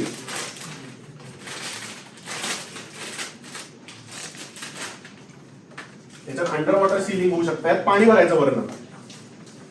C this is the tube. हे बघा ही ऑब्लिटरेट करता येते. एक्सपायरी झाल्याचं बघितलं का कसा प्रॉब्लेम होतो. सी ते सगळं खराब झालं. So this is the tube, you can obliterate it. याच्या आतमध्ये घातलं की ट्यूब बंद झाली. इकडनं मी काय केलं रे, तो कॅन्युला ट्रोकार घातला, इन्सर्ट केली, तोच जो ऍब्डॉमिनल ड्रेन कोणाकडे फिरतोय, हा तोच ऍब्डॉमिनल ड्रेन मी थोरॅक्सलाही वापरू शकतो, त्याच्यापेक्षा छोटा साईज, तो मी रिब मध्ये इन्सर्ट केला. आता ह्या फोडू द्या, दाखवतो तुम्हाला प्रॉपर कसं अटॅच करायचं सगळं दाखवतो. हे मी ओपन केलेलं आहे, दिस ऍब्डॉमिनल ड्रेन. हे बघा कसा तो इन्सर्ट करायचा असतो ते तुम्हाला तो सांगतो. ठीक, मी ऍब्डॉमिन किंवा थोरॅक्स मध्ये हा ड्रेन डायरेक्ट इन्सर्ट केलेला आहे आणि ह्याची जी शेपूट आहे कापून टाकायची, ही शेपूट कापून टाकायची. त्याला हा पुढचा वाल्व असतो, तो वाल्व लावायचा. C this is the valve. हा मी त्याला लावला आणि दुसरी जी बाजू आहे मित्रांनो ती याला लावली. आता केव्हा ह्या सीन मध्ये याला ऑलरेडी वाल्व आहे, सो मी जर बाजू कट करणार आहे नंतर. आता कट करून दाखवूया आपण. आपल्याला काय आता सगळ्यांना आपल्याला डेमॉन्स्ट्रेशन महत्वाचं आहे, सो विल शो. कात्रीची धार गेलेली आहे, स्टरलाइज न करता नाही होते कट. आता सो डायरेक्ट ट्यूब जी ती ह्याला बसते बघा, डायरेक्ट ट्यूब बसते. कळलं? दिस इज द वे. हा ड्रेन आतमध्ये बाहेर. आणि आता मी काय केलं, पेशंटला म्हणलं हे श्वास त्यांनी मोठा घेतल्या घेतल्या मी इकडनं हे लॉक ओपन केलं. आतमध्ये सगळी एअर जी आतली होती ती एस्केप झाली आणि ते वॉटर सील होतं, त्यामुळे एअर परत आत नाही गेली, त्यामुळे वॉटर चॅनल वर खाली मूव्ह होत राहणार आहे. कळलं? This whole assembly is of thoracic drain. हाच तुम्ही ऍब्डॉमिनला वापरू शकता. प्लेन पिशवी लावायची, युरोबॅग जे असतात ते प्लेन युरोबॅग मला मिळाली नाहीये, भारीतला ड्रेन मिळाला तेवढं बघा. या पाठवा. चला पटपट ते शेअर करत बसा. नंतर ज्यांना बघायचं त्यांनी नंतर थांबा, म्हणजे ज्या लोकांचं झालंय काम किंवा ज्या लोकांचं असं आहे की बाबा संपलं याच्या पलीकडे काही नाही. आयव्ही सेट सगळे लोक हॉस्पिटलला काम करतात, याचं काही मला सांगायची गरज नाही वाटत आहे. आयव्ही सेट हा रेग्युलर वापरला जातो. Basically change within 3 to 4 days नाही तर थ्रॉम्बोफ्लेबायटिसचे चान्सेस वाढतात. बेसिक सिरिंज 5cc 10cc हे सगळं ठेवलेलं असतं. 5cc 10cc syringe. पोलीस कॅथेटरमध्ये काय इन्फ्लेट करतो, त्याचा बल्ब कसा इन्फ्लेट करतो बघू. एक पोलीस काढतो, तो 18 नंबरचा फोड दे इकडे, फोड दे फोडून. कसा फोडणार दाखव. ग्रेट. तो आता टाकायचा कसा पोलीस तो पण सांगतो. त्याला नो टच टेक्निक म्हणतात. आता हे स्टराईल आहे पूर्ण. दिस होल कॅथेटर इज स्टराईल. काही लोकांचं चुकीची मेथड नंतर सांगणार आहे. काय करायचं, पूर्ण स्टराईल आहे. माझ्या हातामध्ये सिस्टर हे पकड, हे पुढचं हे ओढ, हे बघा तुम्ही ओढा. कॅथेटर नाही, सोड कॅथेटर, फक्त पिशवी. 10cc मध्ये जेल घेतली, हे 5cc आहे. झायलोकॅन जेली घ्यायची. पेनिस असतं त्याच्यामध्ये पूर्ण 10cc. फिमेल मध्ये इंजेक्ट करायची नाही, फिमेलला फक्त कॅथेटरला जेली फक्त वर लावावी लागते. मेल्स मध्ये 10cc जेली पूर्णपणे पेनिस मध्ये आत इन्सर्ट करायची. पेनिसचं जे टिप असतं त्याला ते दाबून धरायचं, so that jelly goes inside. आणि ती जेलीने पूर्ण ल्युब्रिकेट केलं. 2 ऍक्शन झायलोकॅनचे, एक तर ल्युब्रिकेशन आणि लोकल अॅनेस्थेटिक. पेशंट जेव्हा अॅनेस्थेटाइज असतो तेव्हा नॉर्मल जेली सुद्धा वापरू शकतो आपण, पण बेसिकली यूज झायलोकॅन कारण की ती बॉडी फ्रेंडली असते. हे ल्युमेन आहे, मिएटस आहे. ऍडव्हान्स करणार, कुठेही हात लावलाय कॅथेटरला, कुठेही हात लावलाय कॅथेटरला ऍडव्हान्स करणार. हे बघा असं मागणं ओढत गेलो, इथे पकडलं ग्रिपने ऍडव्हान्स केला, ओढत गेलो, ऍडव्हान्स केला, कुठेतरी हात लागला कॅथेटरला. आता बरेच लोक काय करतात, घ्या हात काढून हे रे जेली पटकन. चांगलंय मस्त आहे. वेल झालं, इन्फेक्शन झाले. फालतूपणा करायचा नाही. या टेक्निकला म्हणतात नो टच टेक्निक. कळलं? त्याच्या मागे ती युरो बॅग लावतात, ती बॅग पण चालेल त्याच्यामध्ये लावता येईल. So this is catheter. 3 ports का असतात, 3 पोर्टचा ठेवत नाहीत. युरोलॉजीचा 1 पोर्ट असतो. हे बघा आता तिची 5cc सिरिंज आहे, त्याच्यामध्ये पाणी घ्यायचं. पोलीस कॅथेटरमध्ये कायम पाणी इन्फ्लेट करायचं. आणि हेच ट्रेकिओस्टॉमी करतो किंवा जी ईटी ट्यूब असते त्यामध्ये एअर घालायची. का तर ते कुठे जाणार त्याच्यावर डिपेंड करतं. जर ट्रेकिओस्टॉमी ट्यूब खाल्लं घातली तर त्याच्यात पण पाणी भरावं लागतं. म्हणजे घालत नाही कोणी असं, पण आपण कुठे घालणार आहोत, ब्लॅडरमध्ये एअर नको असतं, पाणी हवं असतं. सो आता ही 5cc आहे म्हणून प्रॉब्लेम आहे. सो याचा तो बलून इन्फ्लेट होईल. हे बघा टोटल 30cc कॅपॅसिटी असते. पेशंट खूपच ट्रॉमॅटिक असेल तर प्रॉब्लेम येतो. हे बघा आता हे एक्सपायर झाल्या कारण याच्यात फार नाही. 30cc पर्यंत हा बलून आतमध्ये गेला ब्लॅडरमध्ये. आणि ऑलवेज रिमेंबर वाय जंक्शन येईपर्यंत, म्हणजे हे जंक्शन मिएटसला आल्याशिवाय हे बलून इन्फ्लेट करायचा नाही. हा बलून इन्फ्लेट करायचा नाही. हा जर चुकून युरेथ्रात राहिला तर युरेथ्रा रप्चर होऊ शकतो. त्यामुळे पूर्ण आतमध्ये गेला पाहिजे. ब्लॅडरमध्ये गेल्याचं कन्फर्मेशन काय, इथपर्यंत एवढा लांब पेनिस फक्त निग्रोनचं असतं. त्यामुळे उगाच नाही इथपर्यंत राहतो छोटच पेनिस आहे, फालतूगिरी करायची नाही. पूर्ण Y tip should be at the meatus आणि मगच इन्फ्लेट करायचं. कळलं? आता ब्लॅडरमध्ये ही ब्लॅडर नाही की इथं तो इन्फ्लेट झाला अडकला. आणि असं ओढताना म्हणजे आपण टेस्ट म्हणून ओढतो, राहिलेला कॅथेटर पूर्ण वाय जंक्शनला असतो, सो तो ओढतो. तसं खसकीने ओढायचा नाही, तर सगळी असेंब्ली बाहेर येणार ब्लॅडर सकट. त्यामुळे असं ओढायचं नाही. एवढा ओढून फक्त ठेवला. आणि डबल फिक्स म्हणजे काय, तर हा मांडीला इथे फिक्स करायचं. हे वाय जंक्शन म्हणजे काय, तर पेशंटनी बॅग ओढली, सिस्टरनी बॅग ओढली तरी कॅथेटर ओढला जात नाही. हे सगळे जे छोटे छोटे टेक्निक्स आहेत हे मी हॉस्पिटलला काम करून आमच्या मास्तरांकडे शिकलेलो आहे. हे सगळे सर्जन्स फॉलो करत नाहीत, पण आपण जर बनणार असू तर we are becoming good surgeon. So we should follow all this techniques. पाठवणार बघा, तो बलून इन्फ्लेट केलेला आहे. तो कसा आहे बघा, हात लावून सगळं बघा. एक नंतर कोणी तुम्हाला दाखवणार. सो इथे माझ्या साईडनी सगळे जे इन्स्ट्रुमेंट्स माझे होते ते संपले. काही डाऊट्स आहेत कोणाला? काही डाऊट्स आहेत कोणाला? तोपर्यंत चला, तोपर्यंत पटकन मुलं हे थांबाय, रेकॉर्डिंग थांबवतो. मुलांनी पटपट या पुढे सो दॅट